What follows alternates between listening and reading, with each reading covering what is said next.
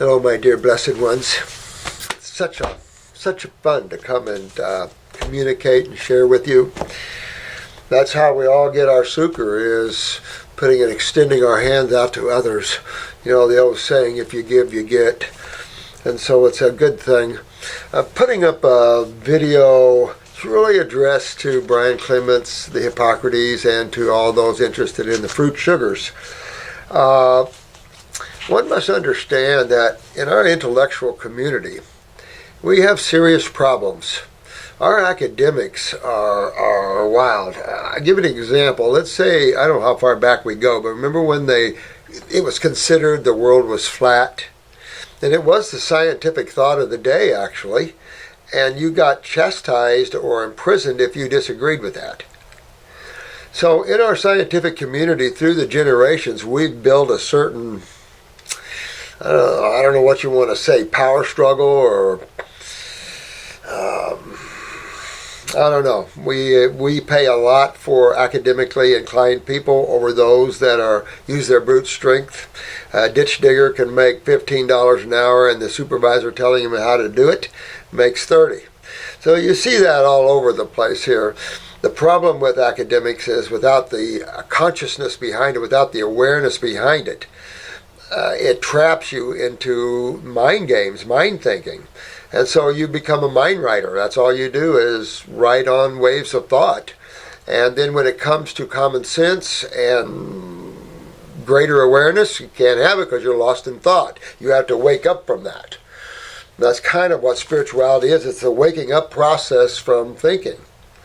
And then you find freedom because your consciousness isn't trapped in thought processes. Remember, your mind comes out of the little individual minds that we all have, comes out of a universal mind, a big mind, and that's called the mental worlds. Holmes wrote a lot about the universal mind, his experiences. The universal mind, of course, is the seat of cosmic consciousness, Christ consciousness, that sort of thing. It is where when you start pulling back your attention from your bodies and you get to the pure mental worlds where the pure mind is, you have that in you. It's extremely nirvanic.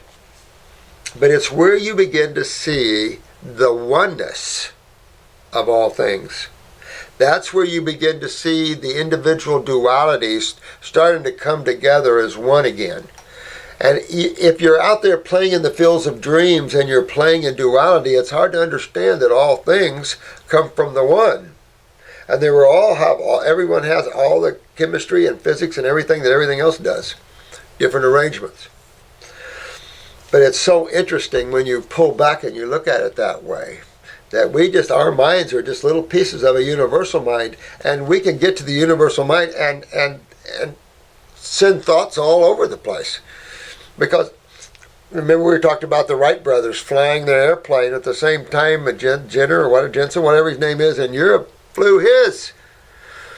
So these two different sets of individuals were thinking similarly, because we're all products of the same things, actually. Thoughts are thoughts. So don't claim your thoughts. You got negative thoughts coming in on you, send them back. You don't need them. That's why you always want to be the watcher of your mind. And you can't be the watcher of your thoughts if you're busy thinking. So in a sense, relax and pull back a little bit.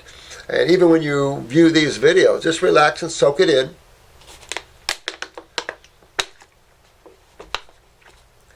Mahesh is one lovely soul who's definitely found his way to God. He writes these beautiful poems about the oneness of all things. And so he wrote another good one here. Just beautiful stuff, Mahesh. Just really beautiful. And it shows that you have connected into the one. From the dual consciousness to the single consciousness again, or what they say, the dual reality into the single reality. But beautiful, beautiful poem here of the oneness of life and of God. Good job, Mahesh. And that's just all of us just fall into that and claim your beauty, claim your love, your joy back, claim your happiness back, guys. This is a tough world, but it's a world where you must realize you're the one that has to either be happy or sad. It's all about you. And it's your perception of things. If things are just coming down on you, just let it all go. Don't follow everything you created. Let it go. Step back from everything and get yourself free from the things of creation, all the emotions and thoughts and things like this, and spend some time in the present moment, just enjoying the now, the beauty of whatever you are, wherever you are, and whoever you're with. We've got a lot of questions here, guys, a lot of them, so I'm going to try to take off and get some of these done. I'm not supposed to tell you, but we do have a new formula that's in. We just tried it. We don't have them all in yet. We just got a sample, but they're on their way. We only have 300 bottles. And I'll give you a hint. It's for your mamas and their new little babies. Tastes good, incredible, mainly fruits and berries, but a real powerful blend. And it will grow our babies big and strong. So it's good stuff. I'm excited to let you know when it'll be available anytime. We got to make the labels. We have no labels for it. So it'll be a week or two easy yet before we let that one go out. But I'm so excited. 5 years in the making. Oh, woo! It's getting everything, getting all the organic material and the fruits and getting all that material and prepared and ready for use. And it's a big deal putting that one together. Email when filmed. Okay. Hi, sent variants of a message around to some wonderful people. Sites. Let me see here. Hi, I hope it's okay to contact you. I'm writing on behalf of Alison Bell. Oh, Alison Bell. She's 32 years young. She lives in the UK and is seriously ill and predominantly bedridden with an acquired neurological disease. Okay. So immediately when your nervous system is in the tank, you've got to stop everything you're doing and work yourself to fruits, berries, and melons. Number one, uno, and there is no compromising on that. And that's you too, Steve, out there. You got to get fruits, berries, and melons, no veggies. That's for MS, Parkinson's, Lou Gehrig's, anything, Bell's palsy, I don't care what. You have to get up on these high energetic, high chemical foods, or it's hard to get anywhere. I've said this many, many times. You cannot regenerate neurotissue and get rid of neurotoxins with vegetables. It just ain't gonna work. And we can argue this thing on fruits all day long, but in reality, fruits are the king of foods on this planet. And whether others want to recognize it or not, this is why the Hippocrates, in my opinion, has a very low rate of helping those with diagnosed in the medical world with cancers, meaning their lymph systems are stagnant, and they either have tumors or their cells are getting chewed on by their own acids. And you have to reverse that. And this is why a lot of places like that are not winning the day, because they're fighting the concept of fruit. And it's like you're fighting the concept of fruit. Only from an intellectual viewpoint, not from a God viewpoint, because fruit is the king of foods out there. And you're seeing more and more supplements made with it. More and more people are getting on the fruits. Say this, though. Unripe fruit is acidic. You need to get it ripe. That is an issue. So if you're sucking down all unripe fruit, you might not have a favorable experience with that, of course. But fruit is very powerful. Fruit sugar, very powerful. Much more energetic than glucose. Fructose is much more energetic. So therefore, you see a big energetic difference, and you see a detoxification difference. They're faster to hydrate the body. I could just go on and on and on about the benefits of fruits. And of course, we have a lot of people that enjoy the benefits of fruits. Very few humans, when you get up into the higher levels, enjoy salads all the time when you can have these delicious fruits. Anybody that thinks fructose is bad for you just isn't rocking up here somewhere, because that's ridiculous. There's only 3 simple sugars of nature, and those are our babies. So I don't know where people rock with that, but it's like got to grow up from that sort of thinking. And sometimes people get so academically ridiculous that they believe in these stupid studies that are ridiculous. Like throwing fruit sugar into a tumor and it grew, or some kind of bull crap like that, or something. What are you talking about? A tumor is not what's cancerous anyway, right? What is a tumor? See, you know, a lot of people got, even the hypocrisy, they have these cancer words and they have these words, and it's like, diseases, guys, are totally man-made. This is totally a concept of allopathic thinking. It's infiltrated everybody's thinking, though, so everything is seen in the context of diseases. You have to change that context and look at everything as cause and effect. You know, chemistry is very, very, very real. And depends what side of chemistry you want to hold on to. Depends your experience. It's like electricity. It seems what level do you want to hold on to. You know? And some levels of electricity won't let you go. Woo! So, first thing and foremost is this dear soul has to move herself to grapes, mangoes, whatever you can get her, into the organic, much as organic as possible. Fruits, and berries, and she can have some melons. Wash the pesticides off. These are neurotoxins. So you could be eating in a restaurant, eating a big old salad, thinking you're eating healthy, and you start getting a shortness of breath or an anxiety attack. You just ate a bunch of pesticides. It's just the way this country rocks right now. In December 14th, she caught a bad staph infection. It went undiagnosed till September 2015. Now, we all have staph and strep in us, guys. So what did she really have? Lymphatic problems, big time. That's why the staph and strep in the first place. You don't have staph and strep and E. coli and all these things. It all depends on the type of food you're eating. There's bacteria for every level, every type of chemistry out there. There's bacteria for iron. So her lymph system has been having a problem for a long time, hasn't it? Because what system deals with the acids? All right? The nervous system is an electrical department. It deals with neurotransmitters. Your lymphatic system deals with the removal or acids of the body, metabolitic acids, or it doesn't remove them. So again, important. Now, and also went systemic. Well, again, systemic simply means she's systemically involved lymphatically. That's how anything goes systemic, because you already have that systemic stagnation.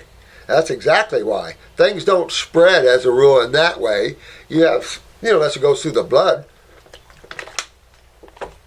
From then, she had topical steroids to help the severe dermatitis. So see how she's already drawing a picture of heavy lymphatic problems? Severe dermatitis. See how she's already having symptoms of extreme lymph stagnation? And she went on steroids for this. When you go on steroids, then you start shutting down whatever steroids you're making. And of course you're going to bump the neurotransmitters with it. So that means your blood pressure is going to go down, all your corticosteroids are going to go down. Now you can't fight even where you couldn't fight before, you can fight even worse. It just gets worse and worse and worse. The infection caused and was told to us then continuously, which she did for several months. That didn't make sense. Anyway, unfortunately she had the whole stop them and it gets much worse cycle thing, which her dermatologist said meant she wasn't ready to stop them yet, so continued. So let me guess what that says. That when she has her periods, her estrogen levels go up, she has a more severe reaction. Well, think about why that is. One side of chemistry is estrogen and testosterone on. Base, acid. Acids. They're acidic, absolutely. But they're minor acids. And remember, minor acids are stimulants. They get things going. They can create moisture. They can create all kinds of things. Remember, when a woman is low estrogen, she has vaginal dryness. So all acids aren't bad. But your metabolitic waste, those are down around 3 pH. That's a little more gnarly, where estrogen, no one's ever been able to supply me with the pH of estrogen. But I'm guessing at least 4.5. If you get any two more alkaline, it's going to have not the bump of an acid, and if you get 2 more acidic, it's going to really rip. But when you're acidic and your lymph system is backed up and you're acidic, and then you add estrogen or testosterone dominance on top of that, now it's acid on top of acid. Now you get to see on the favorable side of what chemo does. In other words, when you mix testosterone and estrogen into an acidic medium, you're adding more base type elements into it. In other words, it's not near as acidic. If you add chemotherapy, you're way down on the acid side. You're below the acids that's causing the problems.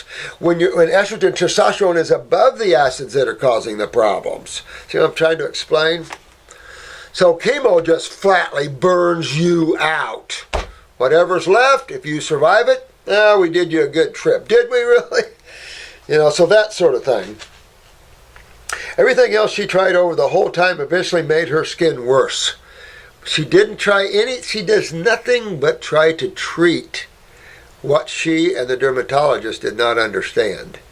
And therefore, when you treat something like that, obviously there's no remedy or cure to that, because you're not fixing the cause of the problem. You're ignoring that and focusing in on the treatment. You're trying to treat the acid or the inflammation thereof, and you can't do that. You just can't. How do you treat acidosis?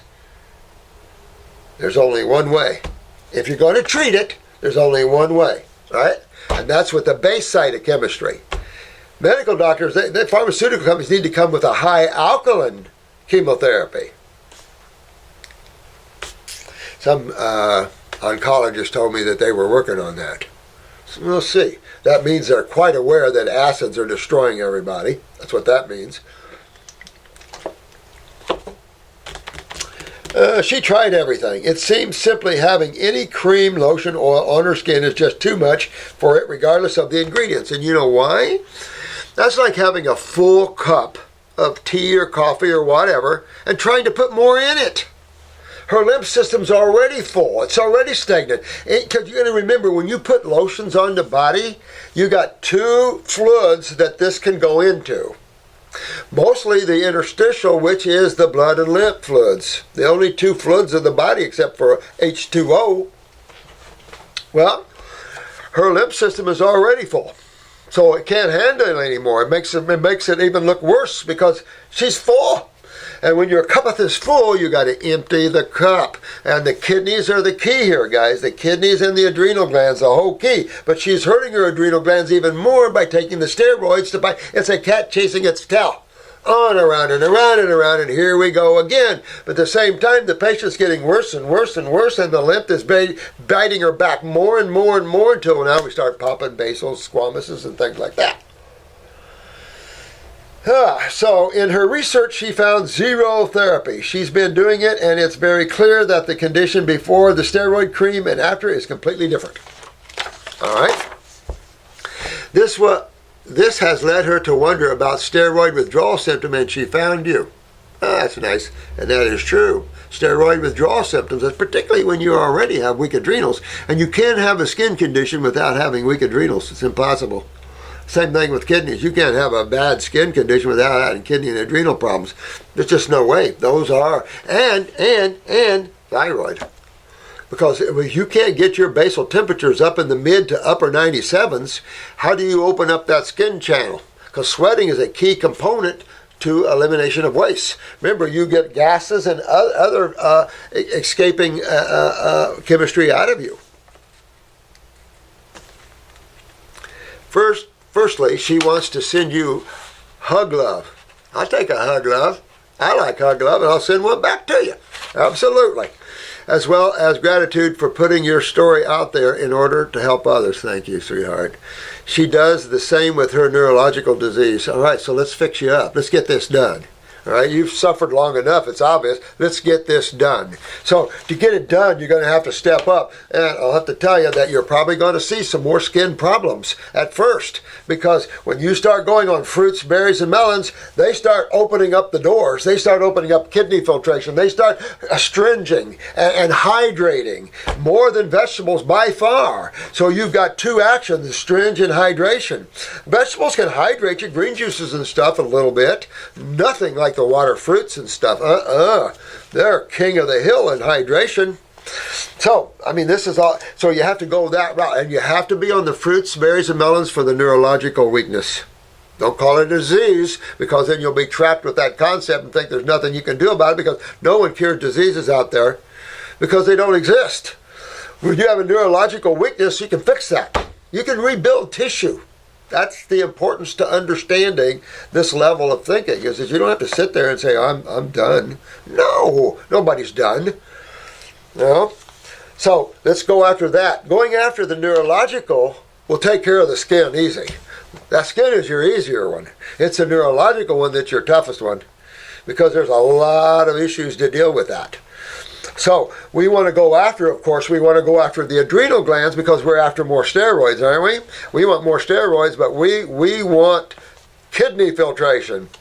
So you're going after your adrenals, you're going after your kidneys. Obviously, you're going to go after your skin, but that's a part of the whole detox itself. Highly recommend you go on the 14-week protocol, but you have to be on fruits, berries, and melons. Get your diet up that high, and then you can reverse this genetics or this weakness within the nervous system here. Second, if I attach some pictures of how it's been since the withdrawal, could you take a look and see if you think they fit the withdrawal theory? Well, yeah, but when you come off of steroids, any of you guys, you want to back that up with an adrenal gland formula, because it's your adrenal glands that produces your steroids in the body. And you want to go after those adrenal glands. You don't want to just stop taking your steroids when you're not even well yet and the weakness and everything's still there. That's why they put them on you in the first place. So the first thing you want to do is back your system up. You want to go after, change your diet. So now you're on a hydrating, base-dominant, highly energetic, highly rebuilding diet. Fruits, berries, and melons. Second of all, you're going after the botanicals. You're going after your adrenals. You're going after your kidneys, the doorway of the lymph, as well as the skin. Remember, your skin's the doorway of the lymph system, as is the 2 kidneys, or 3, or 1, whichever you have. So you have to get that skin opened up, and when you do, it could look a little worse, because you need to open this skin up, hot and cold. Get yourself in salt water, do some salt water baths, hot and cold, because you're going to go up and down. That skin's going to go up and down for a while until you get past a certain point. You get those kidneys filtering. Remember, pee in a jar and look at it. If you get those kidneys filtering, it'll take a burden off the skin, but you got to get your kidneys filtering. That's why the skin is wearing your burden right now. And it's not, it can only hold up so much, because you're breaking down skin cells. And that's just like causes cancer like any other cell breaking down, remember? Cells, when they are damaged, they can tend to call it, instead of atypical or damaged mutated, they call it a cancer cell. Fits in their little stories of that. But it doesn't matter. You want to go on adrenal. I go on adrenal 400 glandular for at least a month or two to back up that steroid you were on. At the same time, then, you want to get in the endocrine gland formula. You want to go into the brain and nerve, upper circulation. You want to go after this issue. If you have this much problem, you need to hook with a counselor here. At least for a month or two, and get fed what you need, and get your feet planted on the path that you need, and then pretty much you guys are learning how to do it on your own. But if you hook up with a counselor for a month or two, at least they'll help you get your feet on the path, honey, and you'll understand more. I'll happily supply any further info, etc. If Alison can't. Blood work. Wouldn't mind some blood work, picture of her eyes, and get her hooked to one of these counselors here. I work with all of them, guys. But it would be nice to see her blood work. Be nice to see a picture of her irises, and fill out a questionnaire so we can see what all symptomology she has. But the eyes tell it all. She also has many other symptoms that accompany her facial condition, including heart palpitations. Facial condition, yeah, you have to send all that in, because she could be down for a pituitary, which would be down in the parathyroid. Then you're talking about connective tissue and all kinds of things, depressions and all kinds of calcium-related issues, heart palpitations and the like. She has headaches, sore throat, so she's full of mucus in the head, full of mucus in the throat, nausea, so it's all in her gut, temperature swings. Well, again, thyroid, You've got a lot of it. She's got a lot of inflammation in her body. And another word for inflammation is acidosis. So she's got a stagnant lymph, and you're seeing that in the skin. You're seeing that in the form of acidosis, in the form of all these things that you see. All these things are very curable, guys. All these things are very curable. Watery diarrhea, sporadic purple cheek, etc. If you're okay with this, please pop us an email via Alison's address, and I'll forward you the pics. Let me make a little note to Chris here.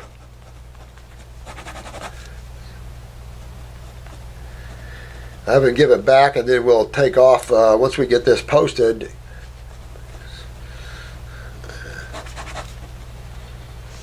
Okay, I got that for Chris. He'll pick that up, and we'll get you on going there.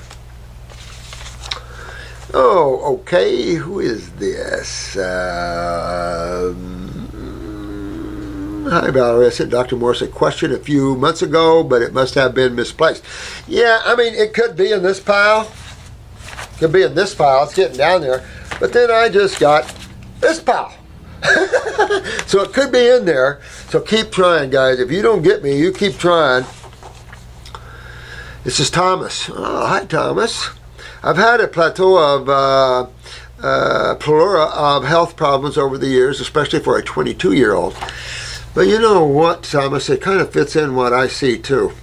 If you're 30 years or younger, boy, and you don't have health problems, you might want to eat healthy and get your body in shape so you don't, because I'll tell you, the genetics are hitting you guys like crazy, and my heart goes out to you guys because it's hitting you hard. And just imagine the younger ones, the babies, the infants. This is why we're in a hell of a mess in our health issues, and we just got to turn all this around, and we can turn this all around. We can turn it all around.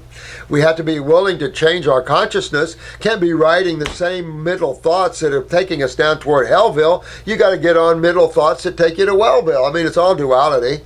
Or you can pull back and not mind chase at all and start enjoying life from a much higher level. Much.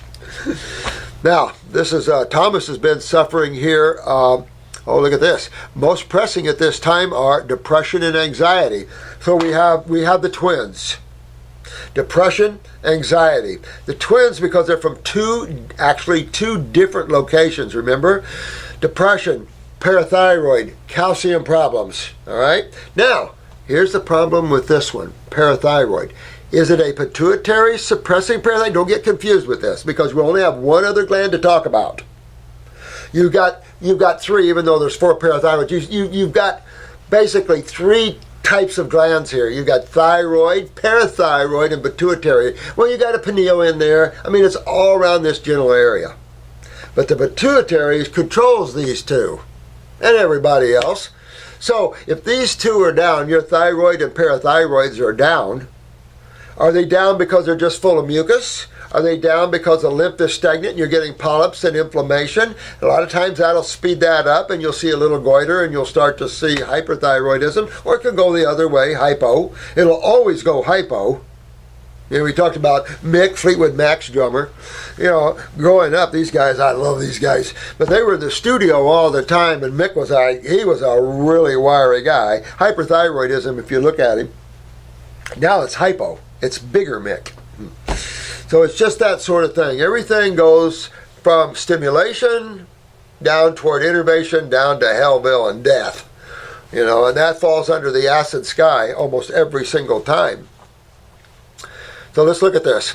He's got testosterone deficiency. So I would totally, this is where the youth is today. It's a sad thing. So what's going to help this? Okay, so depression, you're going to think about the thyroid, parathyroid, maybe the pituitary. What can settle this question?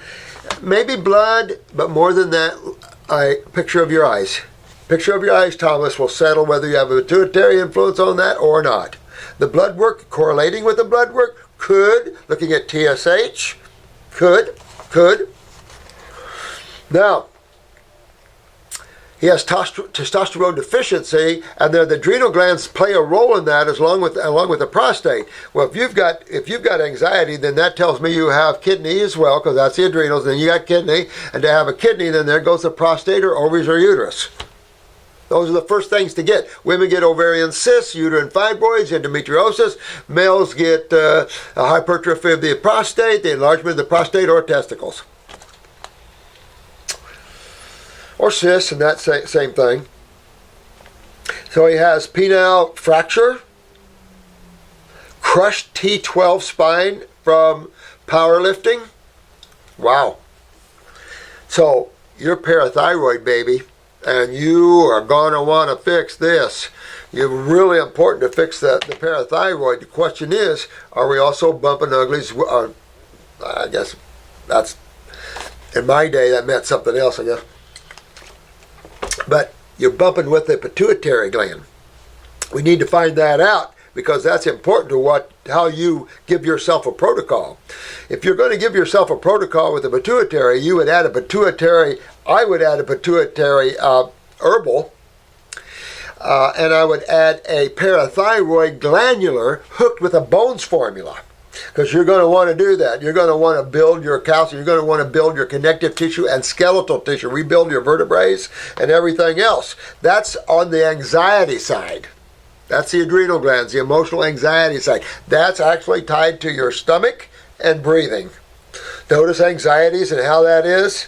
Yes, and that is vital. Remember, your adrenals produces the neurotransmitters, which are neural means neurological transmitters. So you notice when your nervous system's down, first thing you're going to think, oh, look, my neurotransmitters that transmits energy across the myelin sheath is down. And what gland am I going to go to?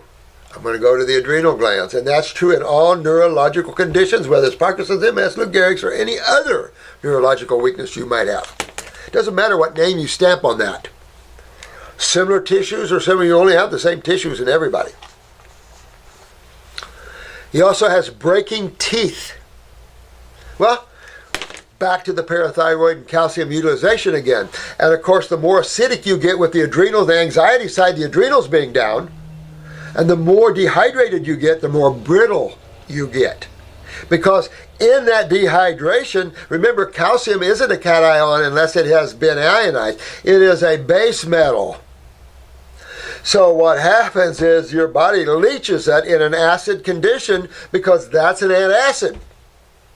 And when it leaches it, then the ionization process can happen, and then you start to see that some degree of hydration happening, but minimal unless you're pounding it through diet and you're opening up the eliminative channels to get this lymph and these metabolitic acids filtering through these channels of skin and kidneys. When you see the skin blowing back, you know you're not filtering. It's not eliminating out of the body. It's stagnant. It's sitting there just chewing on you. Just chewing on you. I'm writing you, let me see. Okay, so he has eczema, of course. Skin peeling, flaking, of course, and smelling all over. That's protein. That's protein.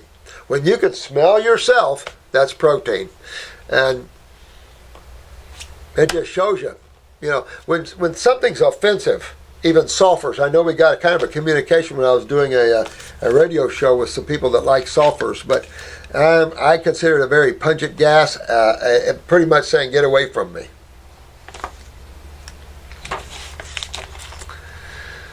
Let me see. The list goes on, and he's only 22 years old, Thomas.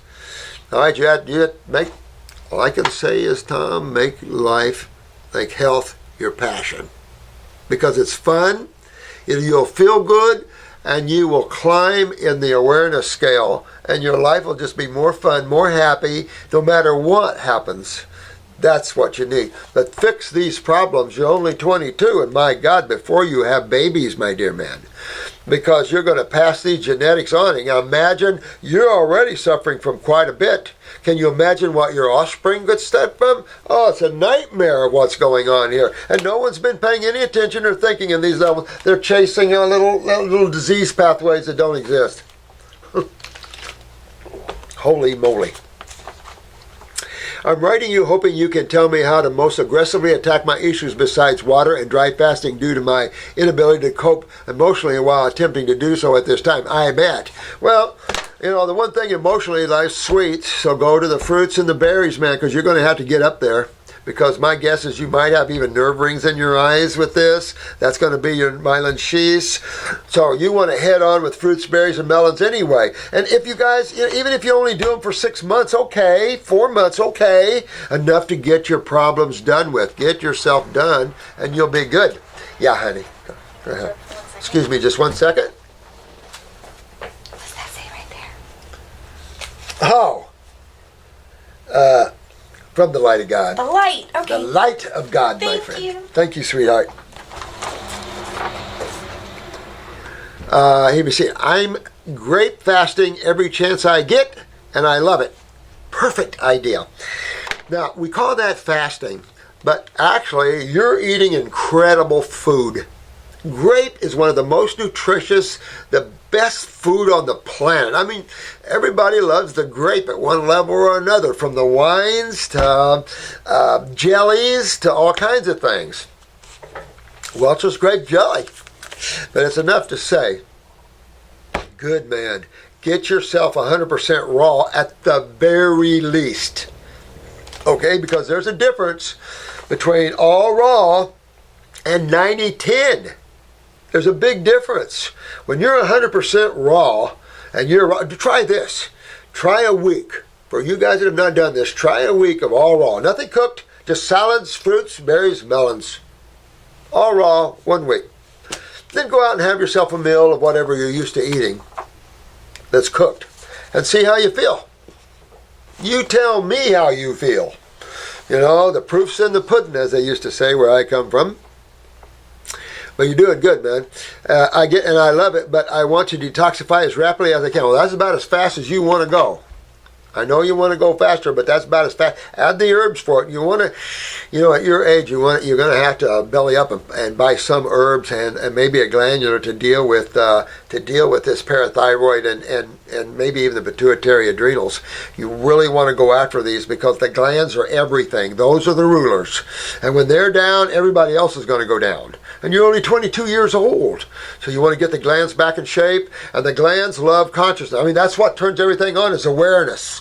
That's energy, consciousness, vibration, spirit, life force, prana, all the things that you know to hook to that which is powerful. That's what you're looking for. When you cook your food, you destroy all this. Everything leaves. You start bonding and killing and everything else. So you want 100% raw and then start going after. That's when your body can remember the cells genetically, when you're up at those levels, because the consciousness that you're giving those cells is enough to lift them up out of their slumber. This is all about consciousness and states of consciousness. And it's hard to explain that over the camera here. We have to have a real spiritual video one of these days, and I'll have to get into that a lot more. Understanding consciousness and it's how that's perceived in materiality and in duality.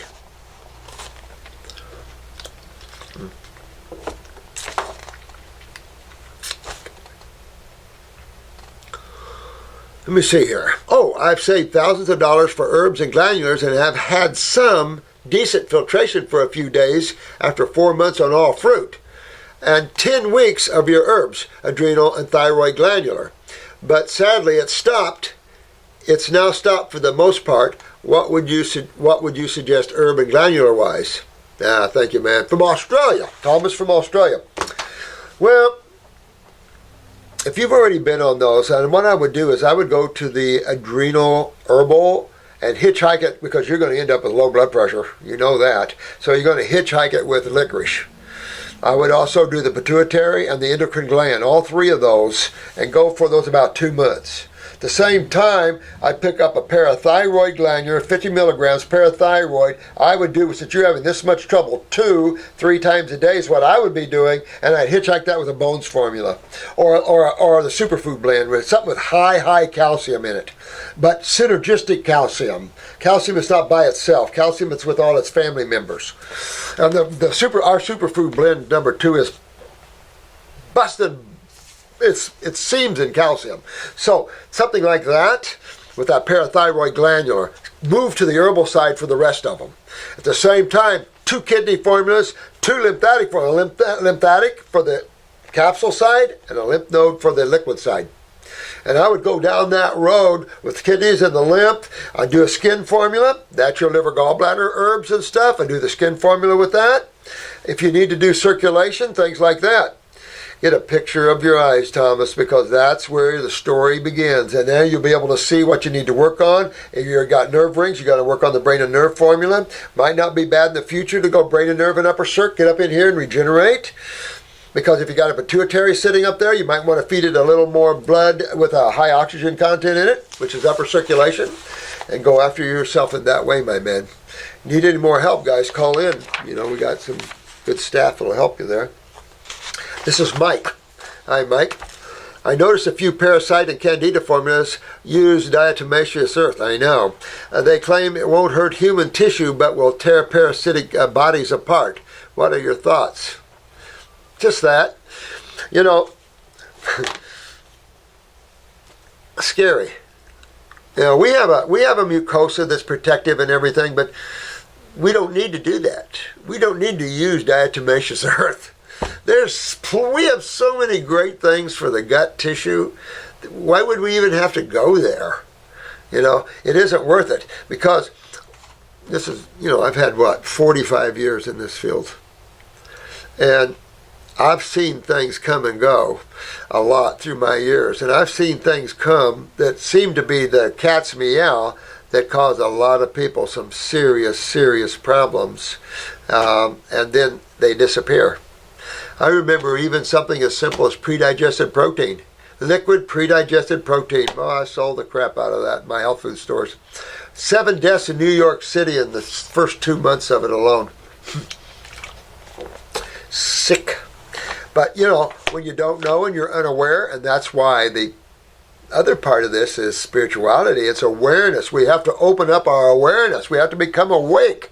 We're sleeping. We're mind chasing. It's all academics, and the problem with academics, it's other people's ideas. Well, you know, don't you want to kind of be a person that goes out and seeks your own experiences and stuff? Claim your own information? Because we're always reading what everybody else did and what their thoughts were. You know, it's like the Cardassian experience. Go out and be your own Cardassian.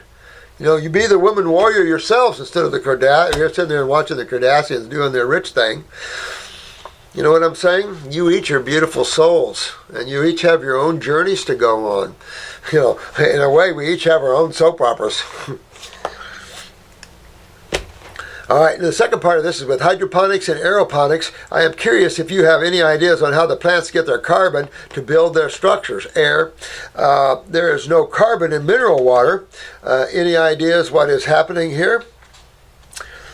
Now, I would say definitely through the air, but there's...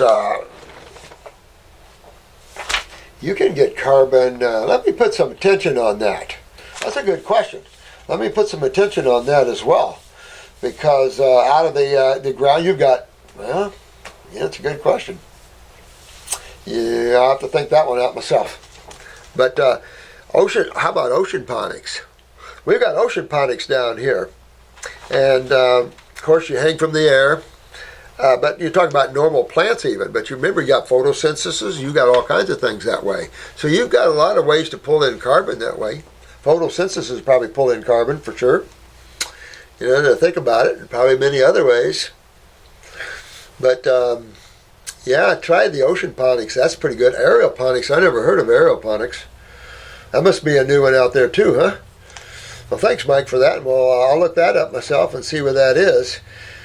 But there's so many things for candida and stuff. And one has to understand, again, you're not trying to attack and kill a community. You're trying to understand why that community has set up house in yourself, in your physical bodies. And it's easy to understand when you're dealing in carbon problems, which is sugar problems. And that's the side of fungus and the candida and moles and warts and all those. They're more fungi, which is more of the carbon fermentation people, where you've got your proteolytics more involved, like your bacterium for your proteins and things like that, you know. But There's so much to that world, I don't know. There's so much. I've had limited parasitology.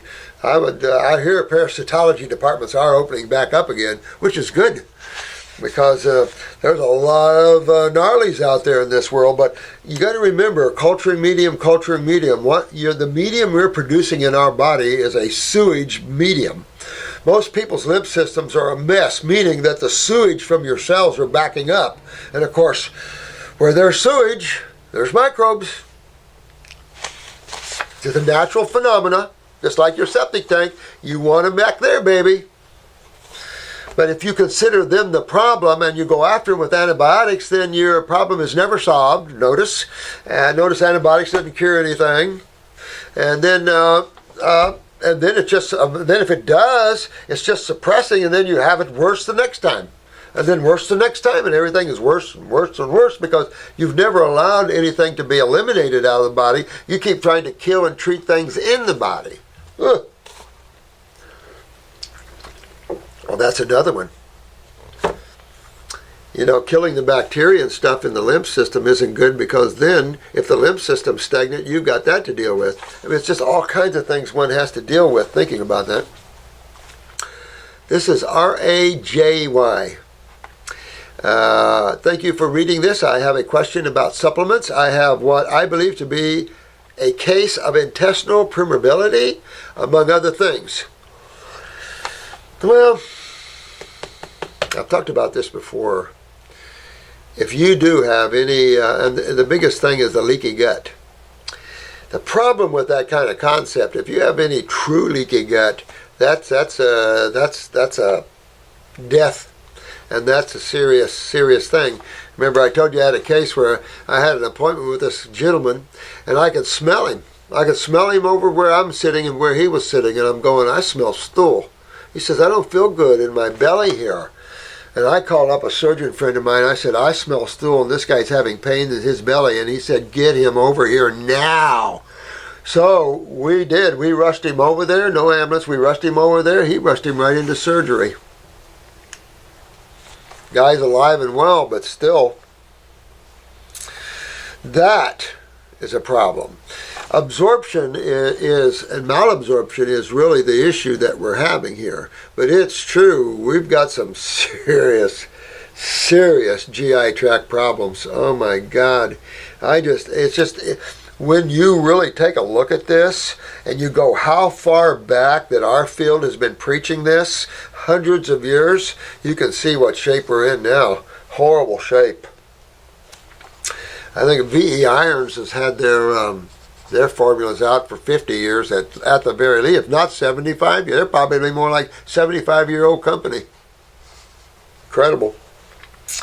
It says, do you think it would be a good idea to take L-glutamine? Nope, not at all. Also, maybe coconut for general well-being? Yep, I would say that. Anxiety, depression. Remember, we just talked about that. Anxiety, adrenals, depression, parathyroid gland. They need to be fixed.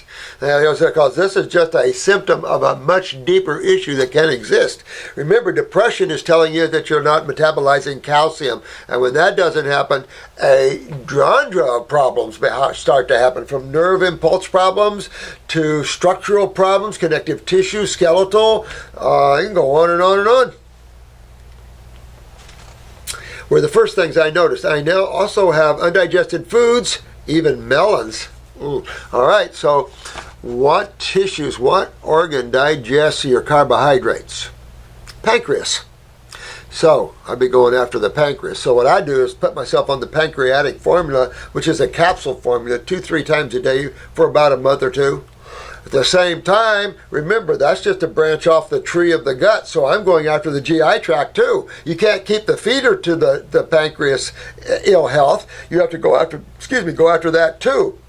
So you have to go in and go after that GI tract, the pancreas. Well, wait a minute. Wait. That would be the lymph system in the GI tract and the lymph system in the pancreas. Well, that pulls me back to the what? Kidneys and adrenal glands. Don't get confused. Kidneys and adrenals sit at always the center of man's problems. And they go out from there. Well, here's a colon up here that also is the center of man's problems. So you've got kidney, adrenal, and gut which is GI tract, stomach and bowels, you've got those tissues that have to be worked on, so everything else, whether it's liver, gallbladder, pancreas, spleen, whatever, all these things then can drain and start to have a way to get themselves healthy. But everything backs up from those tissues. So this is why it's vital to get your kidneys filtering and clean up that gut, because that's a real big problem. Big problem. And you 20-year-olds are going to have gnarly intestinal tracts, unfortunately. And with so much depression and parathyroid weakness, bowels could twist and turn and prolapse and balloon out like nobody's business. Oh. Plastic. Oh. So you want to go after that. I also would recommend smaller meals more often. Chew good. Because if you're compromised in your amylase and your ptyalin and your digestive enzymes from the pancreas, I submit that you want to start digesting more in your mouth a little bit. That's the same digestive enzymes, very similar as the pancreas. And you want to start digesting your carbohydrates in your mouth. So start super chewing. Just chew, and then swallow. And work yourself back to a state of health. Get on the all-raw diet. Start working yourself back into a state of wellness. The raw foods will slowly work yourself back. Get on the botanicals to accelerate and fix things that are deeper. Take a long time to get just a diet to fix everything in people. A real long time. Now, it's got teeth grinding, severe body odor, and gas.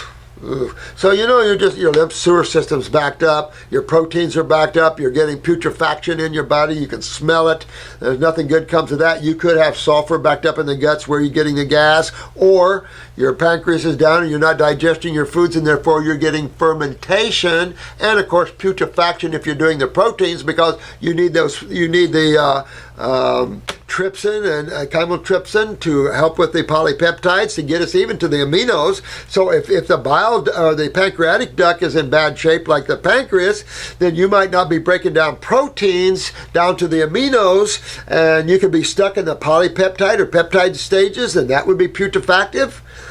So everything can be putrefactive or fermentation for you. That's why you're seeing all the kickback on that. So yeah, all of this. Shallow breathing. Yeah.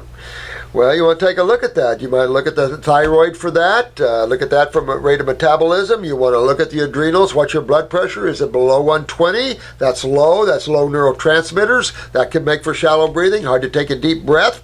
Pressure in the head. Don't like that one. That one is not a good one because you have eyeballs. You've got all kinds of things up here that you'd want to keep, right?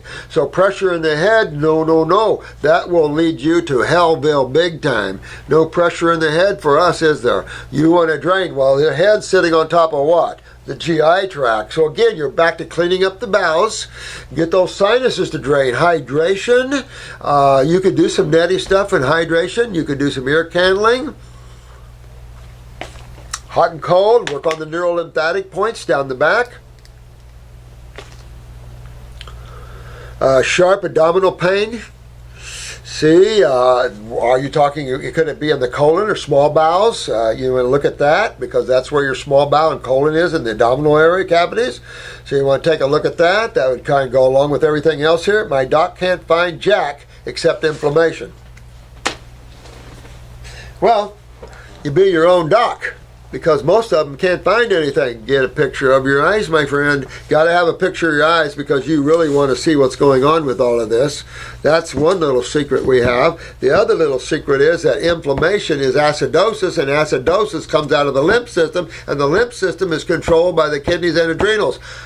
We're back to that again. So, what your doc is, inflammation is pain and swelling and everything else. Inflammation is your body's natural immune response. That's what inflammation is. Your inflammation is the body's immune response to what? To what? Acids. Acids. And your body has an immune response towards acids, like it would parasitics or anything else. You have an immune response toward acids. So all I can say is get in there, my friend, and you're going to have to be your own doc and fix yourself up, because these guys have to get with this higher level of thinking before they're going to understand how to help you guys. You guys are knowing a lot more than these guys right now in terms of how to get the bodies healthy. And so you're going to have to get your own way. But thanks for the question, and go after this. Things are so serious out there that you really need to go after them, you guys. Really need to go after them. I'm just going to call this person GE because I can't pronounce the first name. Edgar is the last name. I recently experienced an interesting event. I fasted for 5 days. When I started to drink juices and eat fruits again, I peed very opaque urine with sand in it. Yeah! Right? Approximately 2 days later, though, urinated 5 times, my urine was clear again. What do you think of that? Well, you know, sometimes if you're putting too many juices in, yeah, you can thin it out a little bit and not appear to have any in it. And you can be going back and forth a little bit here. Filtration probably isn't every time at first. It's nice to see the fact that you're breaking it loose, though. So keep working with breaking it loose. Try that 16, 24-hour dry fast if you want. Keep breaking that sediment loose. And it does. You guys see it. Over anybody else, you guys are seeing it because that's your focus. You're beginning to see now when kidneys are filtering what you're supposed to see. You don't see clear urine, then you see all the genre of all the problems man faces, because it's all inflammation / causative acidosis with the effect of inflammation. So are my kidneys filtering correctly now that I don't see it? No. No, not yet. You want to see it most of the time. I'm going to say I'm a big water drinker, so, you know, sometimes I don't always see it either, but 9 times out of 10, I do. And I think that's the way it should be with most everybody. You should see mostly every time you pee filtration of the lymph. If you're sucking down a lot of juices and things, you might thin it out to where there's some you won't see. I wouldn't get too upset. But you want to make sure that some of your urine has sediment in it at some time. Or it's hard to see your symptoms go away. It's not our fault, it's your kidney consciousness and how that all is. I thank you very much for your time and hope you will help me understand this situation. Yeah, that's the only thing I can think of with that. But try a little 16-hour, get on Hildy's site and see dry fasting and stuff, and try that if you will. It seems to really shake that loose and break that loose. And that's really a good thing. Margareta. Dr. Morse, you are... Oh, thanks, honey. I appreciate it. Thank you, honey. Thank God for your soul in this world. Thanks, honey. I appreciate that. I was sent here by that anyway. Thank you. Thank you. I know where I come from. Thanks for that. I'm 24 years old. Beauty is very important to me. Good deal. So it is to me too, honey. I do everything I can to maintain this one body I have. I wanted to know what organ / system in our body is responsible for the growth of our eyelashes. You know what? I would get up in the head area with upper circulation, brain and nerve, detox my gut, get my kidneys filtering and all that, and look at my pituitary gland and down in the thyroid and parathyroid glands. Take a look at those and make sure you're on. Check your basal temperature, see where your basal temperatures are for thyroid function. Make sure that your fingernails are nice and strong. You don't have any varicose veins or spider veins, no hemorrhoids, no bruising easy, no depression, anything like that. That's parathyroid. And then, of course, the pituitary. Look at your height. Look at your monthly cycles. Is your monthly menses on time, regular? Do you have excessive bleeding or not? All those things. Well, I would go after my glands. And then detox the head area, because when an area gets acidic, notice this one. When an area gets more acidic, what do you lose? Hair. And you can't grow it back either. Not when you have acid sitting there, chewing you up, and you can see where the lymph gets stagnant in places because you get patches in places. But you can see it on your legs. You can see it in a lot of places when the skin gets too acidic or right under the skin, subcutaneously. Sometimes you can't grow hair. Takes it off too. Acids. Acids. Ow. Acids. N-O. So, detoxification is the hydration and the filtration of acids back out of the body. And then you can start growing hair again.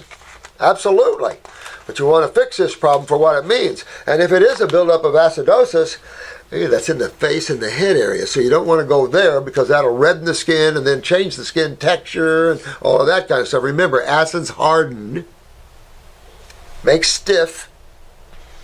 So you feel stiff, your skin gets flaky and dry, dehydration, all of those things. So you want to stay nice and beautiful. Live on fruits, berries, and melons with some salads, and your body will be gorgeous. Your skin will look gorgeous. Everything will be beautiful. Make sure your glands are working, your parathyroid. That way you stay tight and firm everywhere, including your breasts. You know, women sag a lot in places. Their bladders, their uteruses are sagging. Not fun for women when all that happens, is it? So, parathyroid, parathyroid, parathyroid. Tone, tighten. Okay? Important stuff. But thanks for that. I appreciate that question. Good deal. How can I grow my eyelashes longer and thicker naturally? Get yourself healthy. Go after that health thing. Go after detoxification, getting the acids out, inspire the function of pituitary, thyroid, parathyroid, and you'll start to get long eyelashes. Same thing with fingernails and everything else. I had to cut mine all the time. That's the problem. Notice that your fingernails grow like crazy and your toenails and everything. Yeah. When you're healthy, everything grows. All right. Is that possible? Oh, wait. Oh, get this. Longer and thicker naturally. Also, I want to develop fuller, rounder, and firmer breasts. Absolutely. And I'm going to say this. While we have that female reproductive organ with the herbs we do have in there, which some are getting extinct, get yourself on the female reproductive formula, and it's a toning formula. And it'll tone the breasts too. We've had cases, particularly in Portugal, when we first introduced that formula. Women were calling us saying, my breasts are growing or getting firmer, and we're going, they're not growing. They don't make big, ungodly breasts, but they bring you up to speed. If you have smaller breasts, that's a growth factor. You want to take a look at stilbestrol. And so you want to get up in the pituitary. You want to get up into where the growth factors are and get yourself balanced. Therefore, your body will balance out and firm up. The more acidic, the more saggy, the more dehydrated, the more dry, the less the fats use. The fats glomulate, so you're getting, bumpy skin. Go for health. Your skin is beautiful. Everything is beautiful. Everything you're asking here, my dear one, falls under the fruit, berry, and melon sky. The sky of health and vitality. This is what you get. Under the acid sky and all the proteins and crap and starch out there, this is what you get. This is what you have. So you turn that around, honey, and you keep that beauty, and you'll get firm and tight. And this goes for all women that are sagging and everything else. And not just the breast. You got to consider the uterus hanging down on the bladder coming out. No. None of this stuff is any fun for any lady, and especially when you get older and you've had a bunch of babies. And remember, you older ladies that have had some babies, recheck your parathyroid gland. Wouldn't hurt to go there a little bit and tone your connective tissue back up. Good thing. See, that's what's cool. We have all kinds of cool tools to help us get well, to take this body of ours and regenerate it and build it any way we want it. Is that too cool? Because now you're learning the secrets of what breaks it down, and it shouldn't be. It's not really a secret. Most chemists know what acids do to you. But when you're mind writing, when you're chasing thoughts, you're hard to put two and two together. This focus and this focus is different focuses when you're in mind writing because you're following channels of thought. When you pull back, it's like a jigsaw puzzle. Oh, this piece goes here, this piece goes here, this piece goes here, this piece goes here. That's why I tell you to get out of your minds. They might think we're crazy, but when you do, you can academically soar because your ability to comprehend isn't lowered by your focus of mind thoughts, of individual thoughts. It's a big deal. Andrea, Hey, Andrea. Is it possible to achieve kidney filtration whilst on diuretics? I would think so. I don't know. But if you're on diuretics, you know what the problem is. Kidneys. Kidneys, kidneys, kidneys. Yep. So, that means you're edemic. And when you're edemic, when you start pulling water in through osmosis, when you're edemic, this is osmosis. And osmosis is when you pull a lesser dense material into a higher dense material. Generally, it's easier to understand diffusion because diffusion is taking a high dense liquid, combining it with a lower dense liquid, and getting an equilibrium, a homeostasis from the high particles to the low particles. You can understand that one. But osmosis is the movement of water through a highly dense area of chemistry, and that's when you see saturation of acids, or you see a glomulation of acidosis or of the lymph system, stagnation of that system. And then, of course, osmosis pulls water into it to help with the dehydration side of that. Hopefully some electrolytes can come into there, but it's never enough.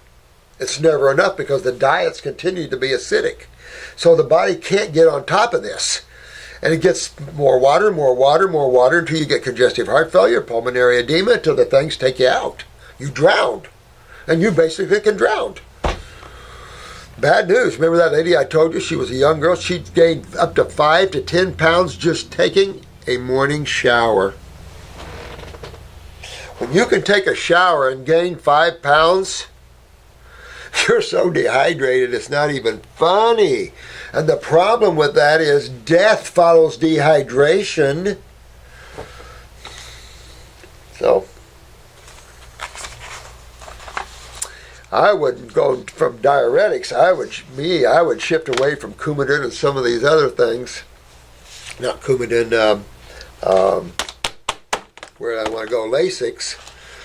Although there's times where if you're really edemic and congestive heart failure and all that, Lasix would probably be just the ticket to help while you're in the process. But remember, most kidney formulas are high in diuretics. All my kidney formulas have diuretics in them. So you're having both effects, herbs in them for kidney regeneration, but also diuretics as well. But it's all kidney problems and acidosis. It all is right into that mix. And that's what you have to fix. So the kidney, I get on at least 2 kidney formulas and use those as my diuretics, because all diuretics has a problem with what? Potassium. Because why? Kidneys control potassium in the body. Too many diuretics can take your potassium out. And now you mess with your sodium-potassium balance, meaning that cell metabolism, or let's say we're talking about malabsorption, we could actually say malabsorption of a cell can take place when the sodium-potassium pumps off. Because you have absorption through a cell membrane wall as you would through the wall of the gut. Oh, look at this. Yeah, my husband takes him as he is, it's her husband.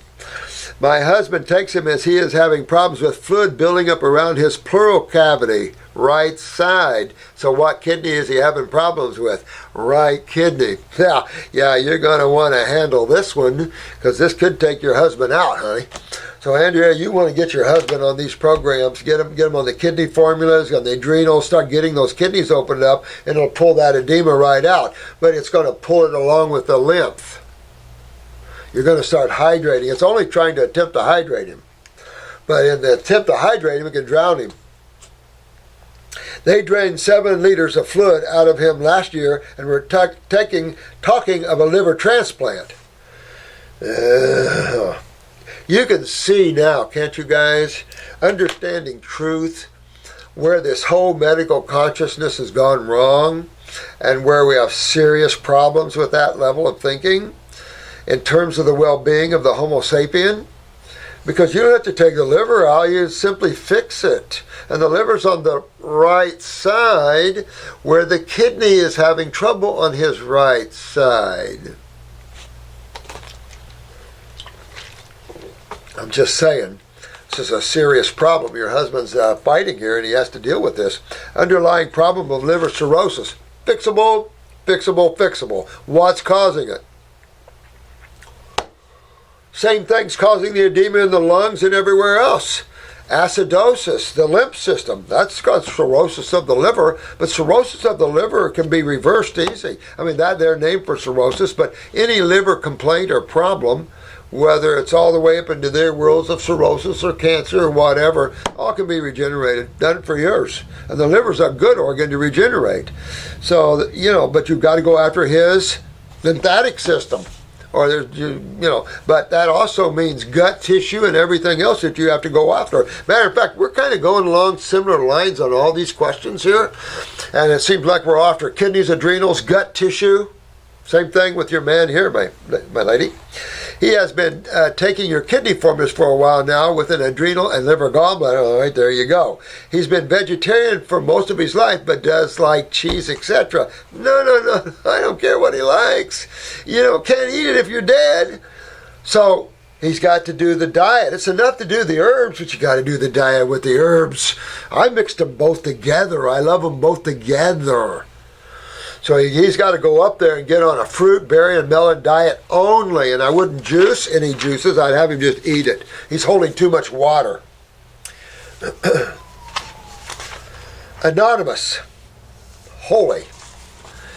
Thoughts on surfer's eye. I'll just say surfer's eye because you're right. I can't pronounce that worth a heck. Causes and treatment, a.k.a. surfer's ear. Abdominal, abnormal bony growth in the ear canal. All right, odd question? No, not really. Not really. But what causes the gradual darkening of the skin around the anus? Now that one is an odd question. Absolutely. How do you know that? No, I'm just joking. But, you have to understand that all things break down to acids. And if you're eating proteins, too much proteins, and you're real sensitive, you can feel the burn from your stool on the anus. No different than holding urine, as a baby holding urine around the bottom. Acids change the melanin. Acids change the texture and consistency and chemistry of everything. So understand that your pigmentation can change under the acid sky, and does. Of course, the pituitary has a lot to do with the vitiligo consciousness, but still, same thing. All these conditions fall under one side of chemistry predominantly, and that's the acid side. If you made a graph of base and acid, and you listed all the complaints that man suffers with under each one, you'd only have a few lines under the base guy, and you would have pages and pages under the acid sky. That's the lymph system, and that's pages and pages and pages of symptomology from that.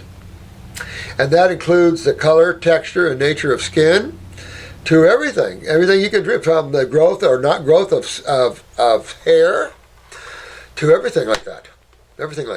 That is a good question in one way of thinking about it and understanding the whole role of acids. And if you hold acids around the anus too long, guess what can happen? So all these things are problematic. And the same thing with hemorrhoids. The more acidic you are, the loss of calcium, and then herniations. Just all falls under the same sky, guys. Is it a buildup of toxins? Is it a pituitary? Well, probably more local acidosis in the rectal area like that. But you're right on with the pituitary thinking in terms of melanin and things like that, skin pigmentation. So I don't know how much that with the rectal part would be connected. Same goes for darkening of the pink or dark, brown or purple. Yeah, I think so too. Female stuff. I assume pituitary. Possible, but there's also the changing of local tissue too. You see that when you get older. You see the changing of the female coloration down there. And I think it's just, again, acidosis and time in that respect. When you're healthy, you're on a base dominant side, your body doesn't change like that.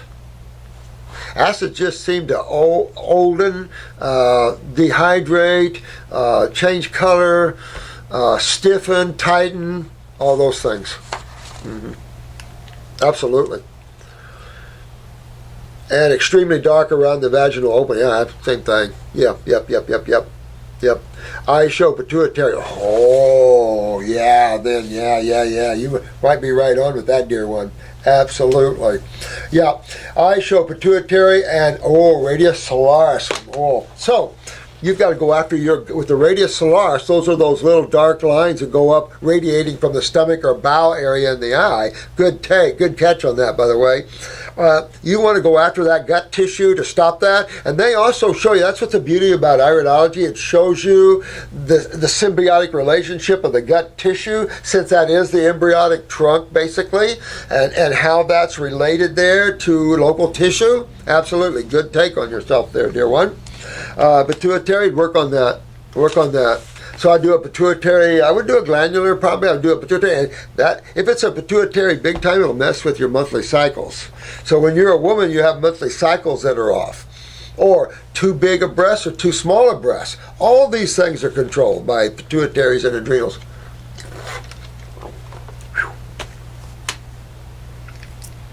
I've been talking all morning. But it's possible. I would go after that. If your body show it, I'd go after that. I'd go after the pituitary. I would go after the GI tract. I'd get up in the head with upper circumbrain and nerve. I would probably douche, because the question is, with these darkening areas, do you also maybe get some vaginal wall breakdown a little bit, maybe? So if you ever had atypical cells during a pap smear, you definitely want to douche with the Heal-All tea for a couple of weeks. One time at night, get yourself in a bathtub, make you some tea, inject a little, hold it, let it out, inject some more, and kind of clean the vaginal canal there. At the same time, you're going to clean it internally by getting your kidneys and adrenals moving. And that'll start cleaning yourself all ways down there, lymphatically speaking. So I think all in all, when you take a look at all this, a surfer's eye, if you've got a surfer's eye where you're really red and watery, that really shows that's all acidosis.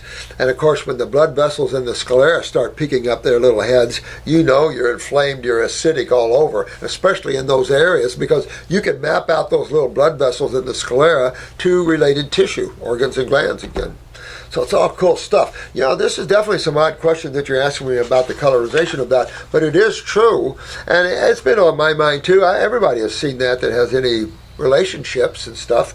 So yeah, interesting how that is. I just don't know, only thing I can say is it falls under that acid sky, and you're now seeing the pituitary. Definitely want to go after that. Just making everything healthy, I think, is a good idea for the female side anyway. I would run for a while and tone the organs with the female reproductive formula. Also, we'll pick up the pituitary with chaste tree. Chaste tree berry, or vitex, is for the pituitary, and I put it in the female reproductive because a lot of women that have female problems have pituitary problems, and so they're now having menses problems, heavy bleeding, cramping, things like that. Their thyroids are down, their parathyroids are down, all these things are down, therefore they're seeing the kickback on their monthly cycles. And a woman shouldn't have to suffer with that at all. Matter of fact, remember we told you that fruitarian women only spot. So, as a woman, if I was a woman or my female side, and I could put my female side in a female body, I would hate monthly cycles. So I'm going to be as clean as I can get so I don't have to go through that stuff. Yeah. So, good questions though. Thank you so much, my dear one. And this is PRAS. Dr. Morse, what is your opinion on coconut water fasting? Well, I can't see anything wrong with that. I can't see anything wrong with coconut water fasting. I've never done it though, I'll be honest with you. I've done about every fast under the sun, but I've never done coconut water fasting. Coconut water has only been in a short period of time. I've never thought about doing a fast on coconut water. But I can't see anything wrong with that at all. I have access to fresh young coconuts as I'm on a long holiday in Sri Lanka. Oh! I hope I didn't get this. Oh man, when is this? See, that's the problem with these and me getting to them. He's probably off on vacation right now, or she. But that'd be beautiful. Sri Lanka, oh my God. I always thought that'd be pretty there. But there's no clean water supply. Yeah, I would do coconut water. Yeah, here, and just plastic bottled water. I know, I got stuck with some today. Would fresh coconut water fast be effective as regular water fasting? I would think so. I would think it'd be somewhat protecting to you. I think it would be a good fast. Let me know how you do on it, okay? Let me know how you do. I'd fast for a week on it. See how I did on it. I don't know if you'd get the deeper detox that of an astringent fruit, because you have a little more, I would say, pull toward a lipid water. But I don't know. It would be interesting. I would think it'd be a great fast to do. I would think it would be an easier one to do in terms of that versus water. And your body might even like that better. I don't know. It'd be interesting to find out, wouldn't it? Cynthia. Hi, Cynthia. I've been treated for glaucoma for a couple of years. Had surgery on my right eye to release fluids and bring down the pressure reading. You know,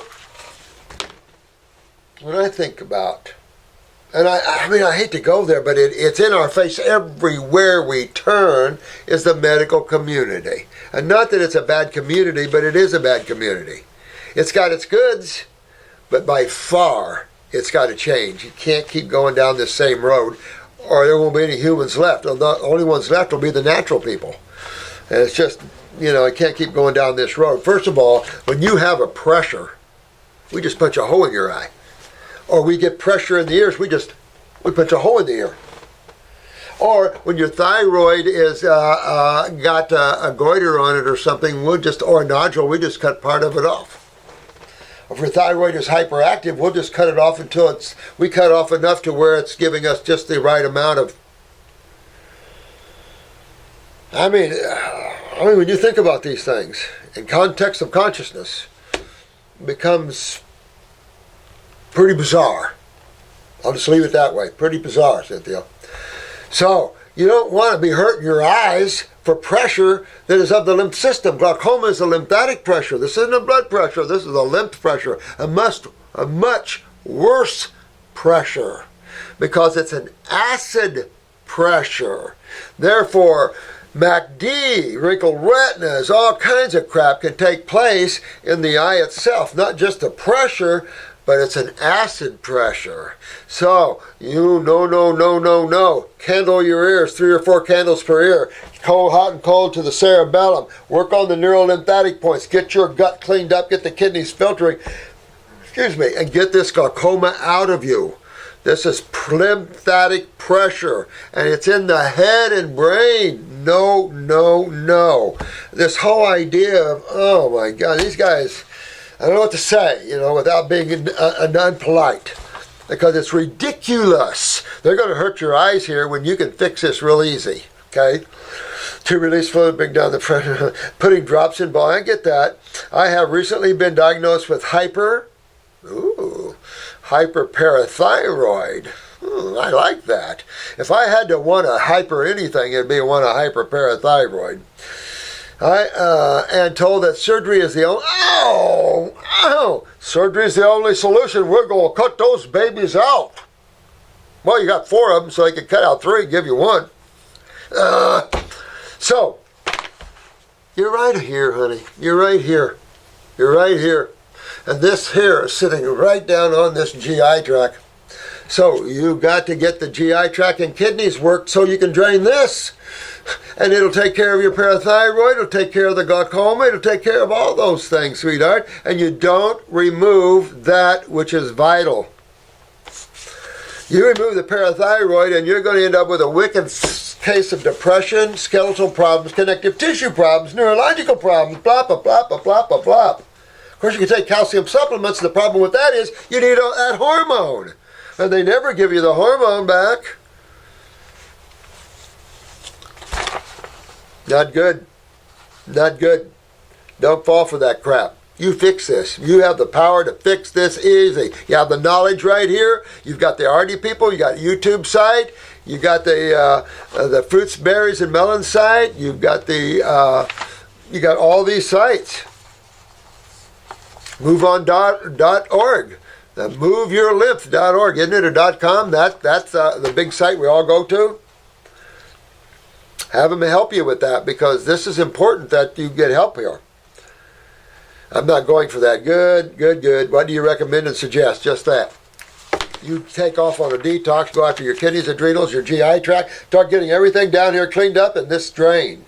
Upper circumbrain nerve wouldn't hurt, so you can strengthen anything that's breaking down and you can get more oxygenated blood. But this pressure is only relieved by moving your lymph system, getting your lymph system to filter again through your kidneys, and all this pressure and acids coming, inflammation comes out of you.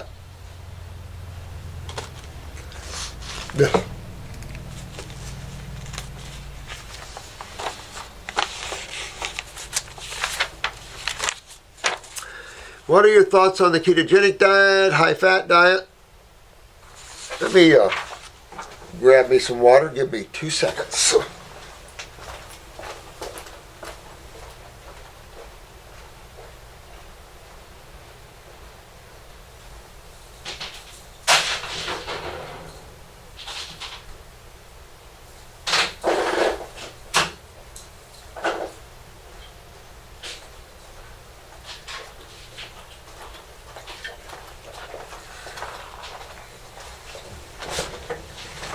Thank you for bearing with me. Yeah, I got some water. Okay. Well, with high lipid diets, you can create the same thing as acidosis, but we call it ketosis. So you have to be careful with high lipid diets. Lipids are anti-inflammatory. This is why your lymph system is a lipid-based system. So you can feel better on a ketogenic diet from an inflammatory position, but not from a health position. Too many lipids, it creates the same thing as acidosis. So you don't want to go that route. You want good old electrolytes, good old normal chemistry in foods. You get your natural fatty acids and your carbons, your sugars, and your amino acids and things like that. So I'm not really hot on any ketogenic diet at all. Understand why people have success with that in terms of inflammation, but you have to be careful about too much lipids. Not a good take either. Lipids also are the most toxic part of plants when you look at that. So, everything in proper balance. And the question is, which does the body prefer most, amino acids or fatty acids? That's the question of the week for you guys. Now, is it main function just to lose weight quickly? Not on a high-fat diet. Fats is what puts on weight. So I don't know how you would lose weight on a high-fat diet. Or does it have healing abilities as well? Lipids, like I say, anti-acids. So it has more of an anti-acid factor to it. If you thought about it in terms of nuts, it is better to eat a pignolia or a pine nut, in my opinion, than a walnut. Now, a walnut is full of lipids, but a pine nut is heavily full of lipids. So, even like an almond or a pecan, your pine nuts would be a more lipid-based nut, would be more healthy for you, in my opinion. But again, in the ratio of foods, lipids are not high as amino acids. Well, I just gave the answer away. Okay, she's asking because I've stumbled across it, experimented with it, but I know it's on the opposite spectrum of your so-called fruits, melons, and berry diet. Yeah. Because the fruits, berries, and melons are the foods, especially the fruits and the berries, designed for the human, not lipid diets. Matter of fact, no animal has a high lipid diet, except maybe the grizzly bears just before they go into hibernation. Then they go for the head, and they go for the skin. They go for fat. Any fat that they can find, they go for it. That'll help store fats on them, and then they can break that into glycogen and into glucose for ATP or whatever TP they want for energy for the cell. I came across a video showing the removal of tapeworms, parasites from someone's small intestine. Oh, woo, woo, woo. What the hell is that thing? That's exactly, yeah, what the hell is that thing? My sister got out 3 tapeworms, 3, And judging by the size of the head, they were every bit over 20 footers. I think the Smithsonian has one 30-some foot. I don't know what the longest tapeworm is, but think of the small bow's only 22 foot. So it can get curled up in there pretty good. Oh, I tell you what, there's hog or pork tapes, beef tapes, human tapes.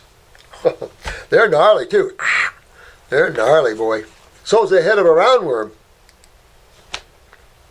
Do we really have that inside of us? Not everyone. Thank God. Not everyone, honey. I'm going to say, if I had to say, only about, I'd say about 10 to 15% of our folk see actual tapes. Probably 75 of them see other types of parasites, though, like rounds and hooks, pins, that sort of thing. Occasional roundworm, threadworms. I don't see a lot of people getting threadworms, but I think they're hard to get out. They're nasty. God. Yeah, I know. That's why I was telling you, I can't watch The Monsters Within You anymore. I just can't watch that show. It's just so bad. But it's true. And this is the problem. And what they need to hitchhike with that show is the factor of terrain. Mediums, culturing mediums. What's the food sources? And the way we eat and the type of dead stuff we eat. We give plenty of food for these creatures. We're eating dead stuff. That's what these creatures like, is dead stuff. Because remember, this is a birth, life, and death planet. You only look through your physical body while it's here for a short period of time. If you get another one, whatever your journey is. But bodies are only here short periods of time on this planet, as it is in the physical universe. Thank God. Because when you wake up to your higher worlds that you're in at the same time, this one isn't quite as nice. If so, how do we get it out? Our first kit, if you notice that, you guys have been on the 14-week protocols. Our first kit is a 2-week kit, Parasite M and Parasite G. We feel that if you see parasites with that, then you've got to stay on Parasite M and G for a couple of months. And I would take Parasite G up into another level. I would do 4 or 5 tablets 4 or 5 times a day if I'm seeing some bigger boys or more. That's a big deal. You know, you want to get these things out of you, for sure. And then, I was just talking about this on the last video, I think, and then maybe wait 30 days and do it again, because you have eggs and a hatchery of eggs. Now, a lot of times in detoxification, you'll detox sacks of eggs out. Whether they're hidden in bowel pockets or whatever, you'll see sacks of look like eggs out. Then they'll come out, but you want to make sure you get a thorough kill, or they'll be back. I know. And you ladies in particular can't handle parasites. I know that for sure. Is that thing really controlling our minds? Well, I don't know about controlling the mind, but it can control your food desires. And this is particularly true with fungus. And it's a symbiotic relationship here. And if you don't realize, you just have to have sugar sweets, cheeses, things like that. Pastas, cheeses, that's heavy fermentation. That's fungus or candida. And you don't even realize it's not your craving. Tapes are more red meat, uncooked meat. So if you're the one that eats dead animals and you like it bleeding or rare, let me throw up a minute. But my sister, who had 3 large tapes, got to the point when she was a meat eater, she was telling the chef to just throw it on one side on the grill and on the other side and let it walk out to me, is what she used to say. And I'm going, oh, yuck. I couldn't even eat at the same table. Nasty. But she was feeding for the multitudes. She was feeding for some of her little friends. Ugh. So, yeah, you want to be careful there. Do we need to? Yes. An emphatic yes. How did it get there? Is that thing really controlling our mind? Well, first of all, we get parasites from lettuces, guys. That's why you wash everything with veggie washes and stuff, because you can get parasites literally on anything. Bottom of your feet, licking your hands, who knows, all kinds of ways. Of course, animal products are going to have the worst. Have you ever actually seen that come out of you or any of your patients? I've never had a tapeworm, but we've had plenty come out of our clients for sure, all over. Matter of fact, I used to collect parasites. When you're at our level 1, I always bring what I have, parasites, so you can look at them. So I'll bring them again at our level 1 coming up so you can see them. I don't have any tapes. I have a roundworm. Let's see, I got a roundworm here. See, come here, baby. Where are you? No, that's a tumor. Here's a roundworm. Oh, I got another one to show you too. All right, this came to me alive. I didn't know really what to feed it. This girl that lady we worked on years ago with a big tumor around her aorta. She just went on raw again. She goes back and forth, raw and not raw. So she put herself on raw, all salads and fruits, and this thing came out alive and well. Had she taken some herbs, it would have been dead. I can only show you the base of that.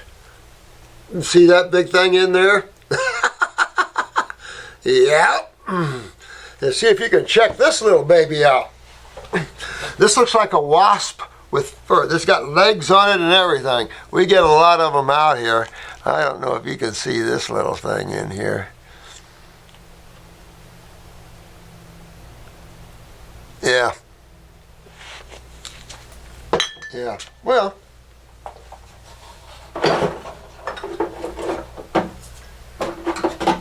This is a flask of threadworms. Can you see those in there? Look at all those worms. This is a big tumor I pulled out of somebody.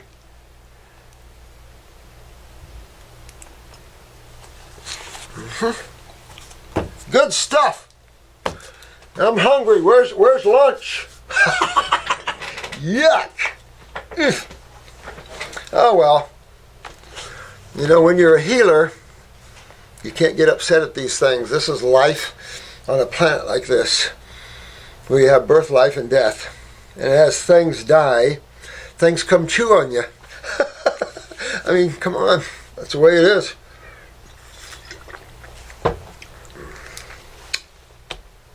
Of course, there seems to be a high period of detox parasite removal kit along with that. I do. I don't know. Would love your thoughts.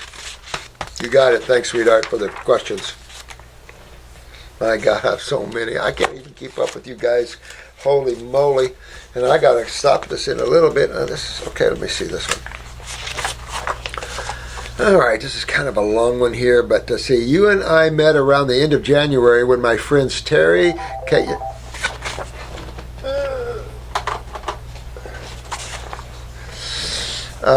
and myself, Rich, visited your place to have our eye photos taken. I remember. Thank you very much for the time you spent with us. You didn't have to, but listen. I love all you guys, and this is fun, and it's an incredible learning experience for you guys out there to see what actually is causing man's problems and how you fix it, and all the things that go in between that, all the parasites and all what man has to deal with. This is just part of life. We've just been kept from that. Our educational system should incorporate how you take care of your physical body, shouldn't it? Because that's the one thing you have to carry with you while you're on this planet is your physical body.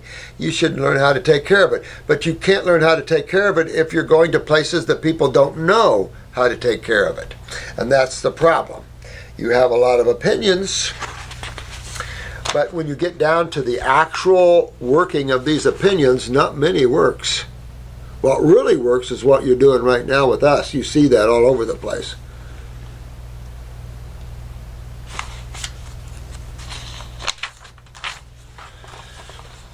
Okay. I'm emailing you today not to ask anything of you, but to offer the brief story of my personal experience with which may help to provide some inspiration and or motivation to your many listeners. All right. I am 46 years young now. I met my friend Terry in 1995 when I was 25. Oh, wow. Very shortly after meeting him, we got into a conversation about cleansing and nutrition. Since I want to keep this short, fast forward a few months later when a lot of what Terry shared with me made too much sense for me not to try to cleanse for myself. I dove into the deep end and did the most intense cleanse we knew of at that time. It was rough due to the heavy SAD diet my body had been accustomed to, which is a standard American diet, of all the meats and the pastas and all that. But I persevered and got fantastic results. A few months later, I quit my job as a personal trainer because much of the nutritional information that I was supposed to advise to my clients was wrong, and I couldn't in good conscience continue on that path.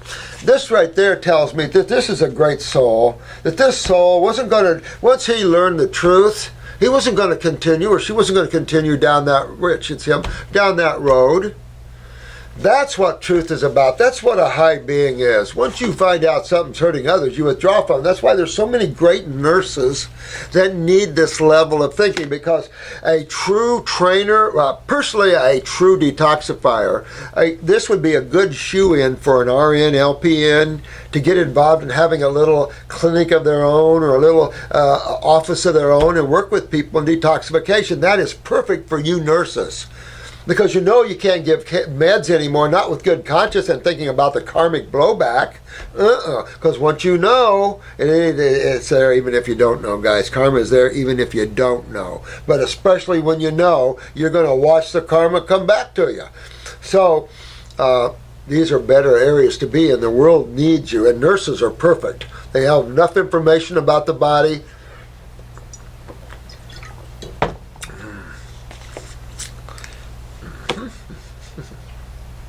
Now,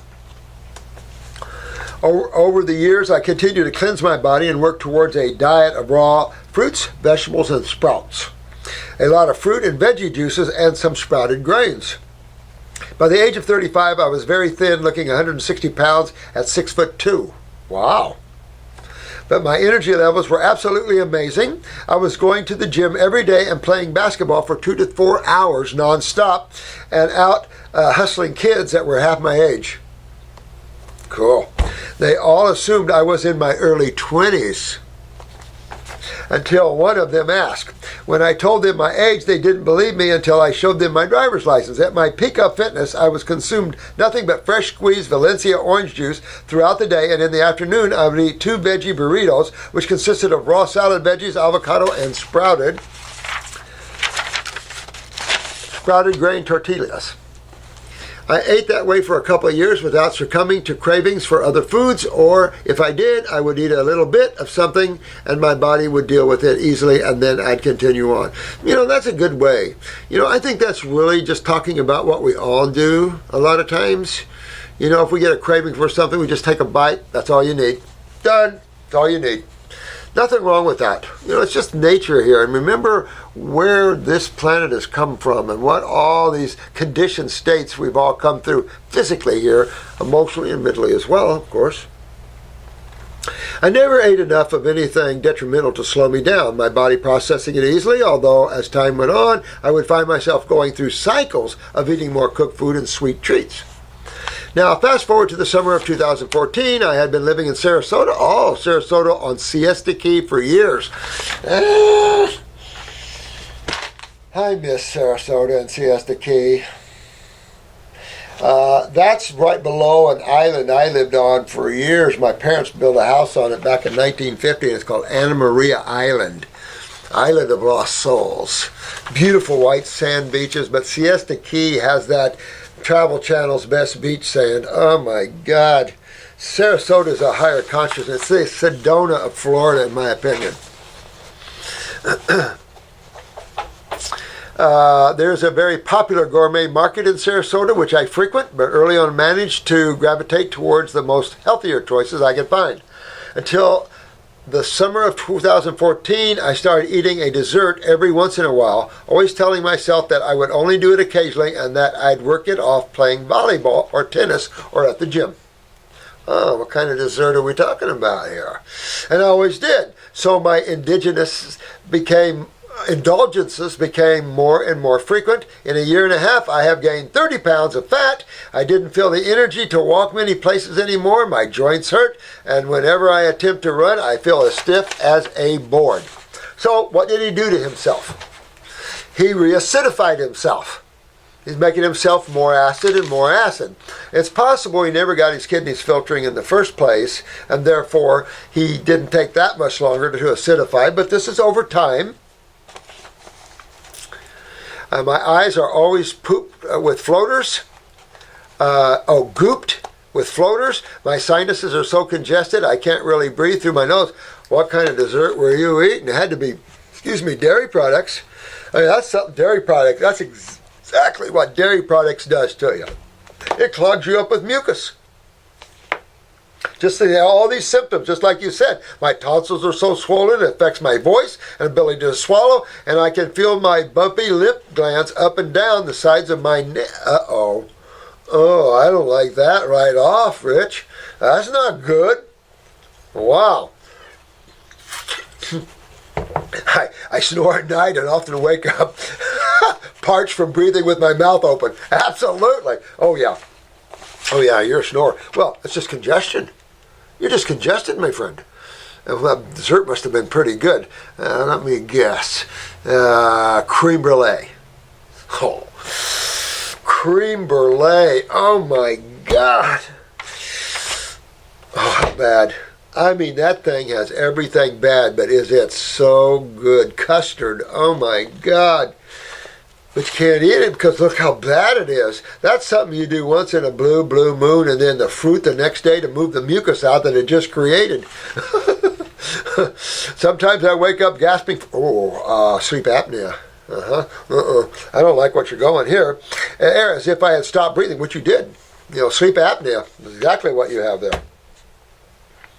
I feel my heart working harder every night when I lay down to go to sleep, and I can feel the pressure from lymph congestion in my head and my eyes, in my ears, and on the parts of my brain. This is so-called food that my mind has been enjoying the taste for mere minutes. Now you got my thinking. Yeah, the enjoyment for mere minutes gives you a plethora of problems that last forever, and unless you learn how to get them out of you. You're right on, Rich, with your thinking. That's just my thinking, too. While you sacrifice for a few seconds or minutes of pleasure can rip you. Absolutely. Enjoying the taste for mere minutes has been slowly killing my body. And because of how sensitive and aware I have become, see, that's the other problem. You're now sensitive and aware. So it's worse because you're now cleaner and more sensitive and aware. And now you're really feeling it. Before, when you were a child and this was happening from the milks and everything, they just give you antibiotics or suppress it. So you never had a chance. They never let you go through it and clean it out. Or they take your tonsils out with tonsillitis instead of detoxing you. So, and this, you keep eating the same thing. But then you don't realize it has this kick until you get cleaner. And then you do it. And then you see the kick. Oh, when I do it, I get the same kick. But it's immediate. I choke up with mucus, almost choke to death sometimes. If I cheat on the wrong thing, it can just about take me out. It's too much mucus. My body goes, phew, because that's negative energy that your body does not want in it, and your mucosa pours the mucus out. And you can feel it in your sinus, you can feel it in your bronchi and lungs. It's just like once you get that vibration in you, it's like all your mucosa goes woof. And then now you got to get all this mucus out that you just created by putting a mucosic responsive food in the body. Now you got to clean the mucus out. Well, that's not fun because it requires cold and flu-like symptoms, sinus drainage and coughing up mucus and bronchitis and pneumonia, those type of symptoms to expectorate it. Well, no one likes to go through that. But if you consume and you implant, you have to go through it to get it out. Or you can keep it in and it becomes your next mass or tumor. Yeah. Yep. I can feel in great detail what I have done to myself. Yeah, I know right where you're coming from. But this is a good letter to others to realize this is what happens to all of us, my friend. A good deal. As of today, I am 3 days into a juice cleanse. My friend Caitlin, who has communicated with you, yes, I'm familiar before, very sweet, has very passionate. I'm glad she's helped me that way, or he, with great enthusiasm and much of what you have shared in your videos, and has prepared the herbs that I need to straighten myself out. Now I'll share with you one of the lessons that is in this for me. I know why I chose to eat these things that kill my body, and it's for much deeper reasons than just because they taste good. I know that a much more aware, vibrant, alive, and powerful being resides within me. And I know that I'm using these foods to keep that part of me suppressed and shut down. Now you're getting it. Why? Because your experience here wouldn't be as good. And the reason is you don't want to be here when you're awake. This isn't a place to be when you're really awakening, because it's so claustrophobic. When you're awakening, you're energetic, you're free, you want to just travel to this galaxy or this dimension. You don't want to be stuck here in the body. So yeah, absolutely. And it's a way we keep ourselves hiding in creation. Absolutely, you're right on there. And even know why to some degree. I'm using this email to you as a statement of intent to get my body cleansed again and to go deeper into myself to understand why I chose to suppress this other part of me. Then I'm going to resolve these reasons and let that part of life again, completely out of denial and back into the light of day. Thank you very much, Dr. Morse, for sharing that time and sharing this with you. This is Rich. Rich, you don't have to waste your time going back. It doesn't matter. Start now from now. You don't want the causal body. Causal body is the time track. Past, future. No.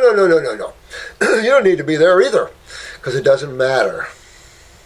You want the ultimate you want the whole you, the whole nothing but the truth you, then you have to step beyond all duality, all things, and that's all in the present moment where everything exists. The moment pulls itself into time sequences and makes the illusion of travel and differences and things like that. There we have the worlds of duality. But when you merge the worlds of duality into one force, you're at God again. And that's who you are and where you're from. And to experience that is kicking back from the desires and thoughts. Those are the emotional drivers of thoughts. Don't desire and quit thinking. Watch your thoughts. Step back from your mind. And you will get to that present moment. And then you'll really get a rush. One that you probably can remember, but in the distant mind. Something else. Thank you, Rich, for that letter. Appreciate it much. This is from Lois. Hi, Doc. Thank you so much for my family's new way of life. Thank you, Lois. Question. My 14-year-old daughter was diagnosed with scoliosis. 14 years old. Come on. Scoliosis, 18-degree curvature. All right. She has irregular... Okay, so this is an important one. Let's listen to this one. There's a 14-year-old female diagnosed with scoliosis, 18-degree curvature. That's fairly decent. She has irregular menses. Every couple of months now, this past month, she menstruates twice in 1 month. The doctor said if it continues over the next 4 to 6 months, she'll need to go to a gyno for hormonal therapy, which I definitely don't want.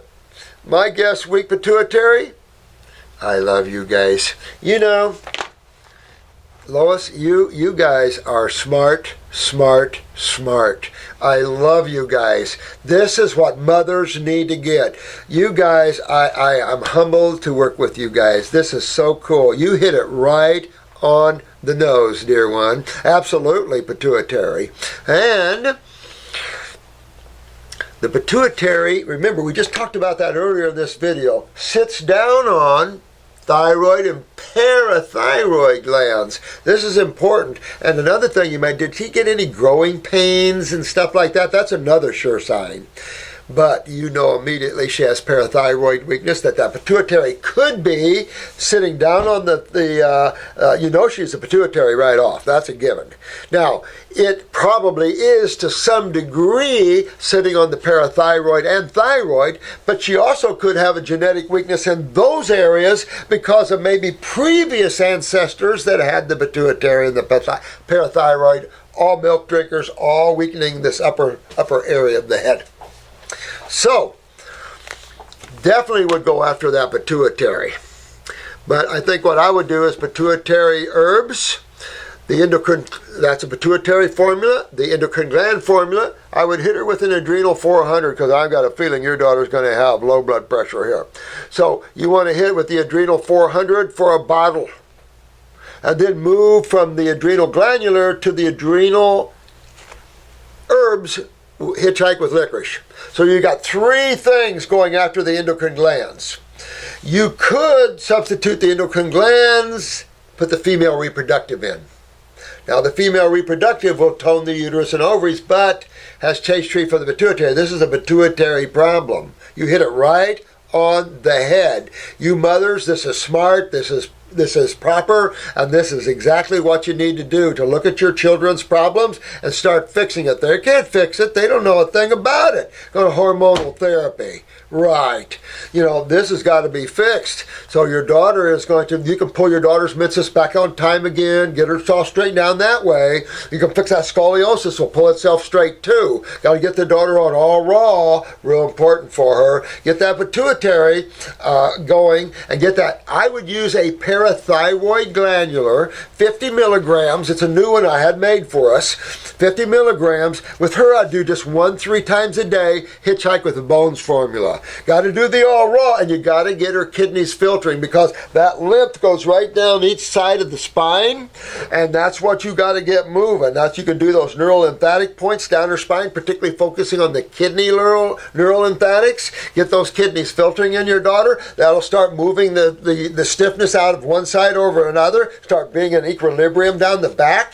At the same time, that'll help to, the body to pull this straight again, getting that parathyroid up, getting calcium utilization up, will start to strengthen, therefore it'll pull it straight again. That should be a given. She shouldn't have any problems doing that. Fairly easy to get the menses regular, because if you don't, she'll have a hard time conceiving children. You have a real hard time conceiving children. And you don't want to go through all that stupidity. You want her to conceive and hold her children because she could abort early on. So these are some of the things that can happen to females that have pituitary problems. And we don't want her to have those because she's only 14 years old. Time to get her healthy and well. And your 14-year-old daughter should view this video so she knows how serious this is, because her future and how happy she is or will be and how happy the children will be all depends upon this, because guess what? What's a word we can call this when she starts having babies? Postpartum depression. And this is to be serious in her to where she'll run with depression, and then it can get really, really bad. This is not a good situation here for a female to be in. So she's got to fix these things, and then she'll be good, and all her female stuff will grow accordingly, and everything will be appropriate.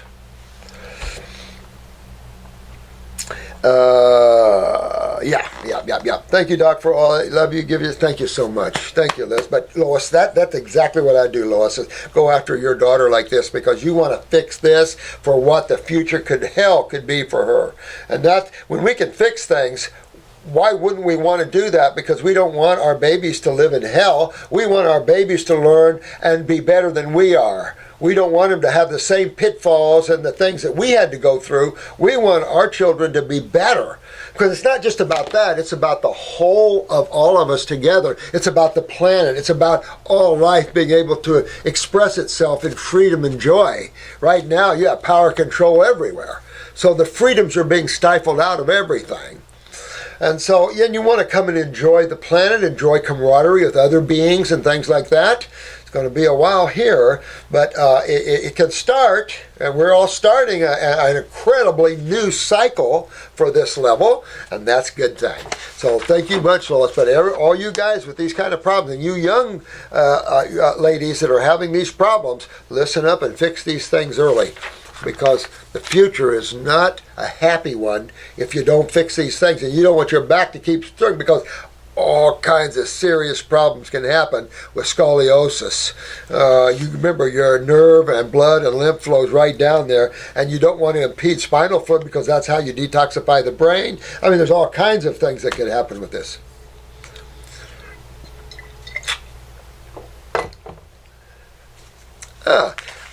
I'm not a really good member of country boy, not good with English. Nasafa? My name is Nasafa, and I love your YouTube. Thank you, honey. Thank you, thank you, thank you. Attention swollen feet. I am 30 years old, and I have been on birth control for the past 2.5 years. Since then, I have learned a lot about the female body. I will be starting the natural birth due to reading Taking Charge of Your Fertility and learning that BC is a steroid. I want to come out with a natural, and I've said this before, an herbal birth control that won't hurt or in any way affect steroids in the body. I want to be able to do that. And so that's my next big undertaking. I got the muscle powder coming, the bodybuilder powders. I've got the Mother's Milk by Nature. It's here. Like I said, we're about probably a week before we have them coming in here, and we need labels yet, so it'll be a couple weeks before it's available to you. But you try this one on your babies. We're all going, oh, this is good, good. Oh, this is good. It's a great formula, and I'm so excited about it. Mostly fruits and berries, but just really good formula. It'll mature your babies. I designed this to fix genetics as your baby's consuming the nutrition. Yeah, because we can fix our children. Now, I have gained a total of 60 pounds over the past 3 years. My main problem is my feet and ankle swells during and only in the summer. What should I do to fix this issue? It's tied with your weight gain, and it's called kidney and adrenals. Kidney and adrenal glands. You want to work on your kidney and adrenal glands very importantly. Make sure your blood pressure is 120/60 or real close, and make sure that you're filtering from your kidneys. That'll pull the edema out of the feet, but it's a big sign telling you that your kidneys and adrenals are in trouble. That means your lymphatic system's getting in trouble. So this becomes a big deal here for you, and can affect all these things like that. But look at that, look at your eyes again, see what else is going on in you from that sort of thing.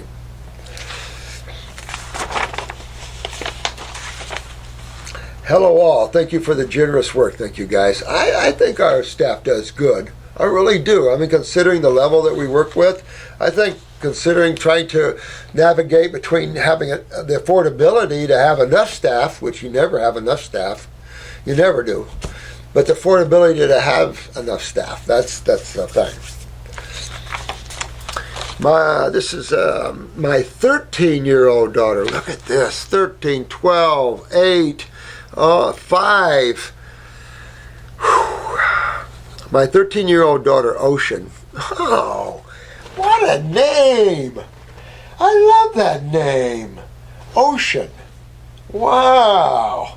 Never heard that name before. Cool. Has had full body eczema for 2 years plus, non-stop. Full body, huh? Yuck. Well, you know, we've done nothing but talk about that probably in all these videos. You notice most of these videos, we don't get through them without at least one, if not 5, eczema, psoriasis, rosacea, some type of skin problems. Yeah. So just know that anytime you see a skin problem, you're seeing a lymphatic problem. Skin, lymphatic. Okay? Now, what other word can we bring in here? Kidneys. Kidney. Skin, third kidney. Okay, we call the skin the body's third kidney because it is one of the largest, it is the largest eliminative organ of the human body in and of itself, but it's tied to the kidneys and adrenal glands. Interestingly, though, a lot of people consider it tied to the liver and use liver herbs to take care of it. But in reality, the skin is a detoxifying organ of metabolitic waste. When you see all this redness, what side of chemistry are you looking at? You're right. Acids. Acids. Metabolitic waste. Acids. Well, they're not going anywhere. And this poor little girl, head to toe. Head to toe. Well, there's only one remedy. One remedy. And that is get the kid. Of course, 13, she's going to have kidney and adrenals. It's almost standard issue. St. Peter, passing out kidney and adrenal cards. Kidney and adrenal. His soul, take this with you. You're going to need it. Your body's going to have this weakness. Your body's going to have this weakness. Because that's what appears. I mean, when you're 13, you can just about take it to the bank. I want to borrow $1 million. I have kidney and adrenal weaknesses. Okay. Because it's factual. So you got to fix those. To fix the skin, you have to fix the kidney and adrenals. Meaning filtration, filtration, filtration. Get the filtration, filtration, filtration. Whatever you take, use 2 kidney formulas. She's 13 years old. I would do 2 kidney formulas, 1 lymphatic formula. I'd probably use a lymph node first, a liquid, probably number 3 first. I would use 2 kidney formulas. I'd use a GI tract formula, start cleaning up her bowels. I use the skin formula if you want, but first go after that first kit, dewormer and everything like that. Go the first kit always. Each and every one, try to get the first kit down. It's a dewormer, it opens the liver, it's the kidneys, the endocrine glands. Hit that first kit, then take off if you want, make your own. However you do that, but you want to get your daughter's kidney and adrenals going. That is how you get the skin going. All right, and that's going to start cleaning everywhere in her body, everywhere, because everywhere has lymph and blood. So you're going to start cleaning everywhere. I'd get into the gut and clean up the GI tract. This particular 2-year spell started after we said no to all steroid and cortisol treatments she had been repeatedly prescribed for asthma and frequent eczema. So all you had to do was say asthma. So where's the problem with asthma? Now remember, asthma is the first start of COPD, chronic obstructive pulmonary disease. And I find it stupid that they call it COPD, chronic obstructive. Yes, it's obstructive, mucus and scar tissue and stuff from all the mucus and stuff. Yes. But there's a component that I guess they just don't understand yet that you've got to understand. To COPD, asthma, emphysema, and full-fledged COPD. And that is the neurological system. The autonomic system is tied to that. Your adrenal glands are tied to that. You can't take a deep breath. It's tied to the gut and solar plexus. This is a big deal for her.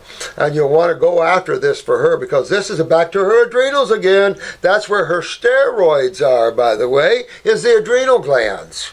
So you're telling me at this point that she has kidney and adrenal problems, which is then making for skin problems. That's just a start here, right? She went on a lighter diet immediately with all raw or steamed fruit, starchless veggie, a little millet or quinoa, and rare steamed fish. Shuck the fish, shuck the quinoa and millet, and do the veggies minimally and hit the fruit, berries, and melons hard. That's all I can say. But go after the kidneys, the adrenal. Use your herbs. Go after her lymphatic system. This is where this problem is. Lymphatic system. So go on lymphatic herbs, kidney herbs, skin herbs, those sort of things. But know that she's going to expectorate. The skin could look bad or worse at times, better at times, worse, better, worse, and it just starts fading away that way until it's all gone. And you're done. But fixing this is also, it's not just about the skin, is it? Because that system is the system that has all what medical doctors use the terminology of cancer in. These are lymphomas. So she's up for tumors. She's up for inflammation everywhere. She's up for all kinds of things. So this is a little bit bigger deal than just a few little places here. But had dark chocolate for treats. I also made homemade salves. Ooh, grapeseed oil. This is a good mom. Grapeseed oil, almond grapeseed oil. That oil is so nutritive. It pulls your goodies right down in the subcutaneous layers of the skin. Now remember this though. She got almond oil, pure beeswax, coconut oil, rosemary oil drops. Here's the thing, sweetheart. You know, when you have a cup of water, and we just talked about this on a case here earlier, when your cup is full, it's full. I understand using it. It's probably okay to use a little grapeseed and stuff little to help buffer, because these are oils. And going back to fat diets, lipid diets, going back oils. Oils are antacids, are stronger antacids than plain electrolytes. So oils are good in terms of antacids, but she has a system of fluids that's already backed up. So you can't put too much more fluids through the skin because it'll just make that system even more backed up. Because this is a fluid-based problem. It becomes a cell problem from the fluid-based problem first. I found your blessed videos in September. Oh, thank you, honey. We started the herb 6 months ago. She is taking bowel, GI, broom. Yes. Yes. Yes. All right, you're already on this. Kidney, adrenal, brain, upper circ, all glands, skin, lymph. Right on, babe. Whoa, you're really hitting her good. Whoa, 13, you're hitting her good. With emphasis on the eliminative organs. Smart mother. This is what it takes, Mom. This is what it takes. And the skin, it'll go up and down, up and down, up and down, but it will go. Get her kidneys filtering. Taking the herbs also kicked the detox a notch at the time, and so her eczema got worse with it. Yes, it is. It's detox. She has been on fruits, salads only for over a month. Keep her going. Keep her going. I don't care what. Keep it going. Keep it going. Keep it going with the kidneys. Keep it going with the adrenals. Keep it going with the lymph. Keep it going. Pretty soon everything's going to start fading away. You only have so much in the body to clean out of it anyway. So, it's going to get it. The eczema became more virulent since starting the diet, so up another notch again, and it has not subsided yet. Keep going, though, I have to tell you. If you back her down off of this, it'll back down.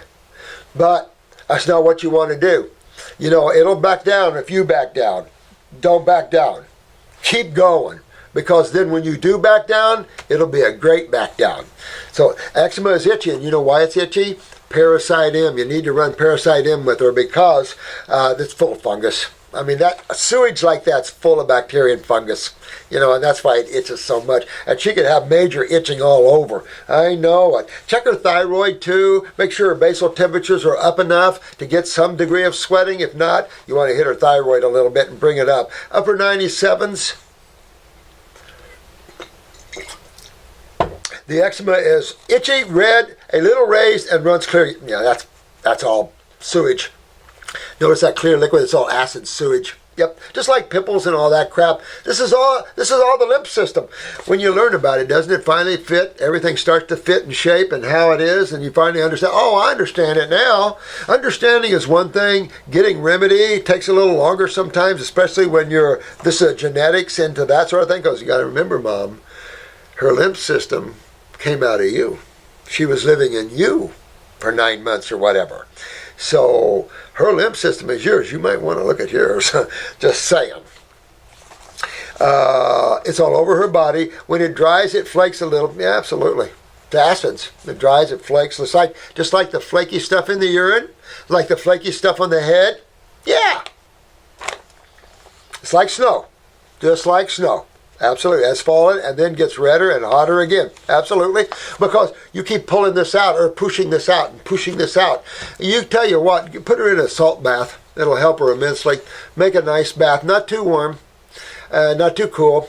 Just make skin temperature, make it salty. Use Himalayan salt or Celtic salt or something like that. And let her bathe in it frequently.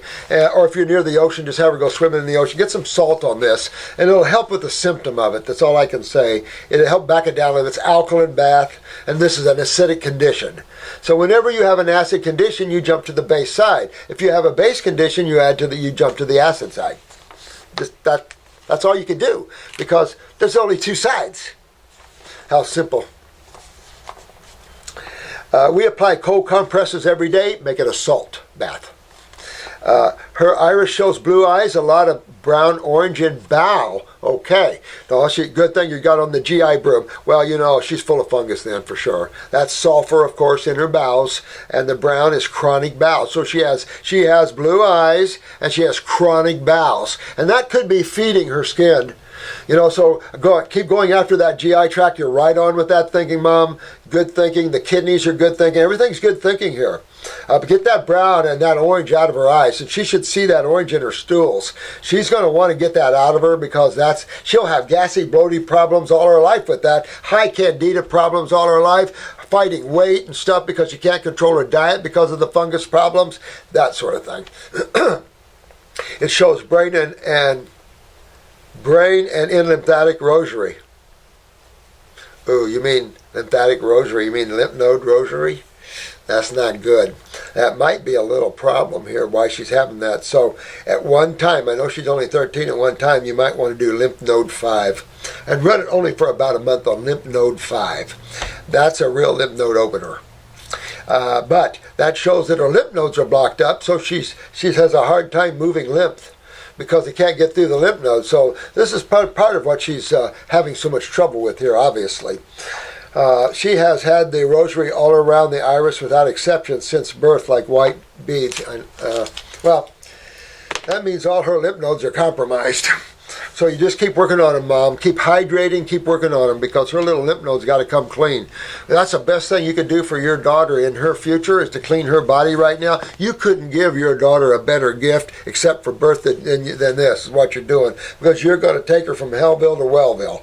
And you really need to, because this is, everything you're telling me here needs to be fixed.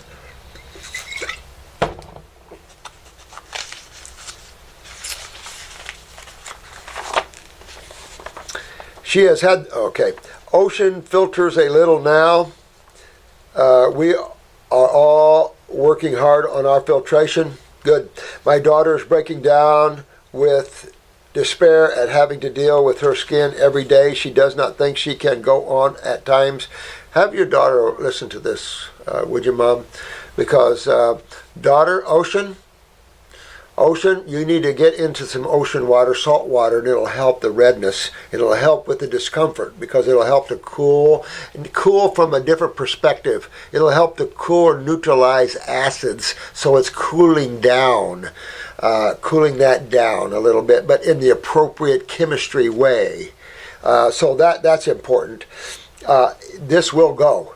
Your mother's working on the right places, right on. It takes a little while to clean this level.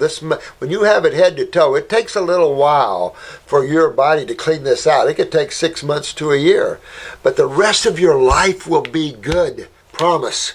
The rest of your life will be good if you just let your body go through this and you be done with it. And this is a sick thing about the young ones like this. They have to go through these sort of things, so it affects their emotional states and their ability to work with others, or to have friends and things like this. And it's just a sad thing when they don't need to. We can fix these things early on. So it's a good thing we're all becoming aware of these things now on this planet. So the future moms will go, oh, I know what that is. I can fix it. Because there's no way a medical doctor can fix this problem, ever, anyone, anywhere, unless they know how to detox at this level.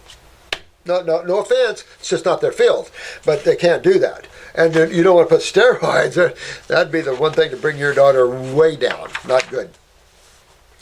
Let me see, number 1, slow down her cleanse by backing off the diet a little.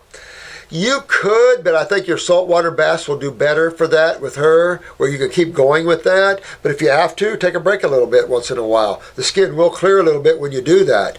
But then once you get going, and it might be better once in a while to give her a little break and from that. You could do that. But would that make the skin worse instead? Is it obviously eliminating? As a rule, we see it clean a little better, because when you're pushing the chemistry, your body's pushing all this out.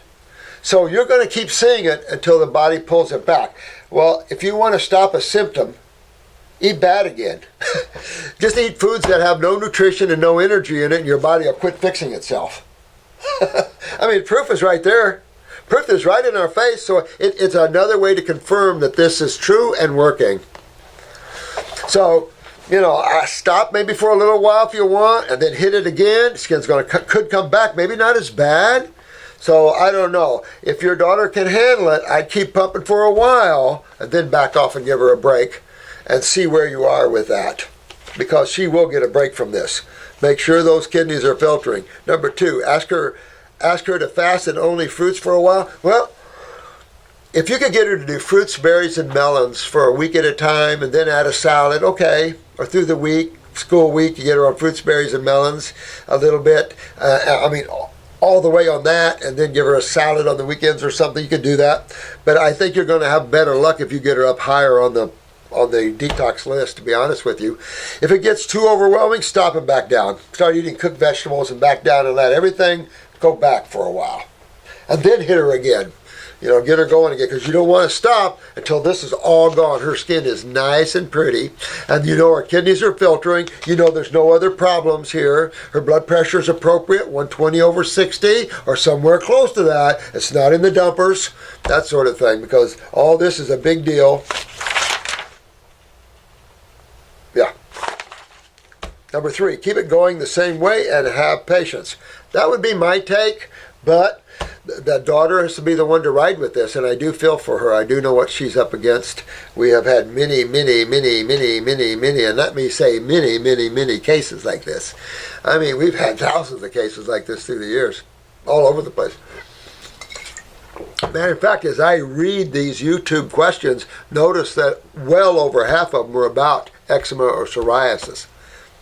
And that is that much problem out there.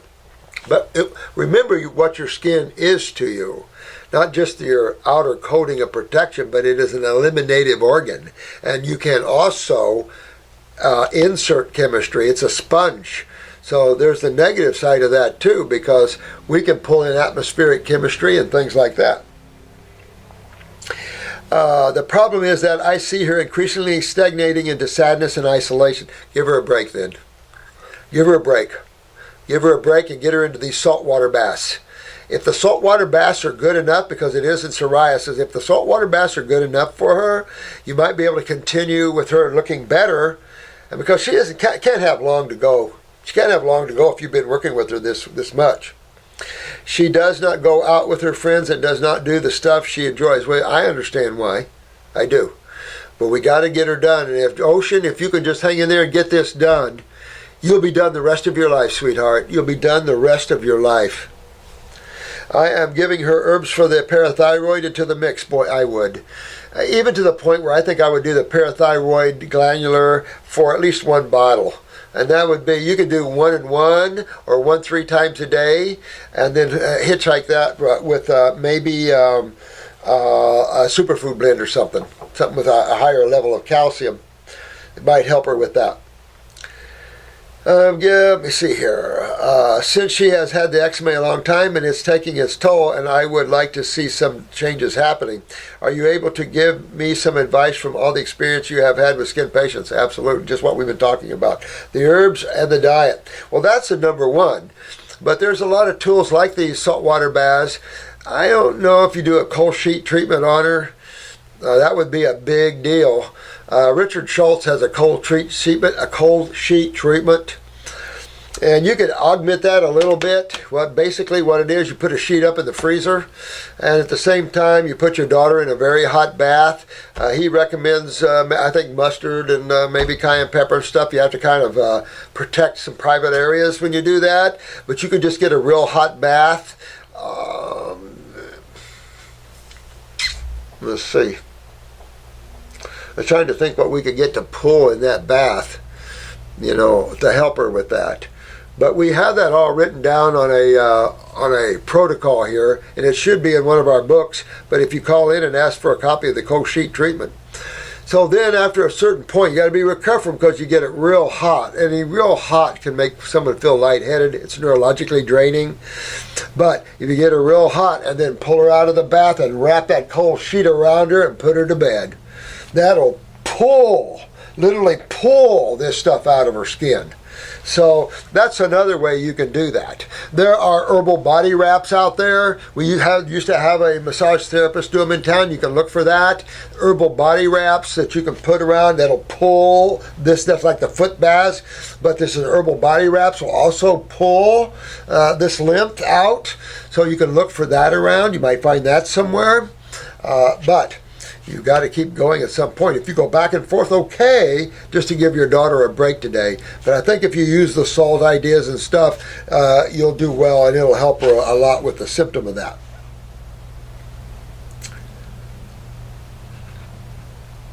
She plays guitar. Ocean, do you play a 12-string guitar? Did you notice...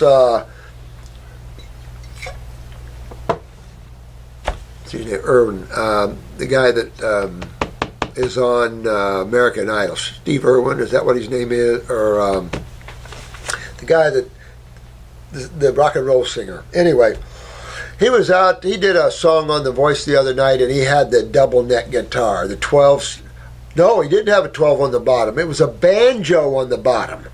That was good. That was really good. I like that. He had a regular 6-string and a banjo. Me, I'm a 12-stringer. I love 12-string guitars. I just love. When the Birds came out and the Ventures years ago, I had to get me a 12-string. So I started out with a Mosrite, 12-string Mosrite. I had a box 12-string, believe this or not. But my first guitar was a Gretsch, a Les Paul. It was almost... lime colored, and I loved that. Well, that was my first was a acoustic. I'm an country boy, so we were coming around the mountain stuff. You know, the Bill Monroe people up there, right next to us, at Bill Monroe and all those bluegrass boys. So I grew up on bluegrass music, and then of course I'm a rock and roller, baby. Well, I was growing up. Oh, good. She plays the guitar and plans to join a band. That'll be fun. There's nothing more fun. You'll get your skin taken care of. You don't have to worry about that. You're in a process of getting it taken care of, so you can't get sad, Ocean, with the process. You're with the process. This isn't a treatment-based process because you'll never get it. You'll hurt yourself bad if you try to treat this with steroids. No way can you do this one. She is a lovely girl and an asset to planet Earth, and I love her dearly. Well, she's probably a blessed higher soul, too. If you can find the time to reply to us, you betcha. Beatrice, UK. And if you need more help, and you can't seem to get her hooked to a counselor here, they'll take her on a deeper journey. Well, we've done quite a bit, guys. We've covered quite a bit. Of course, we got quite a bit more. All right, he just took this whole stack off. This whole stack. And hang in there. But always know, no matter what you're suffering with, 99.999%, which is almost 100%, it's acidosis, involves the kidneys and adrenals and your lymphatic system. We all have to get knowledgeable about the lymphatic system because on this planet, there's not much information. We're bringing you information that's not on this planet. So it is now, thanks to you guys. And this will really help this planet to get another level of healing that it so desperately is crying out for. Let me tell you, the cries are heard and being answered. We love you guys. Take care of yourselves. And may the blessings be to each and every one of you. And always get yourself happy. Get your joy back, your happiness back. And remember, you're the driver of your own car. You want some change in your life? You make the change. No one else around you. You make the change. Whatever you want to experience, it's up to you. You're the creator. And with that, I love you all, and we will see you on the next video. Thank you dearly.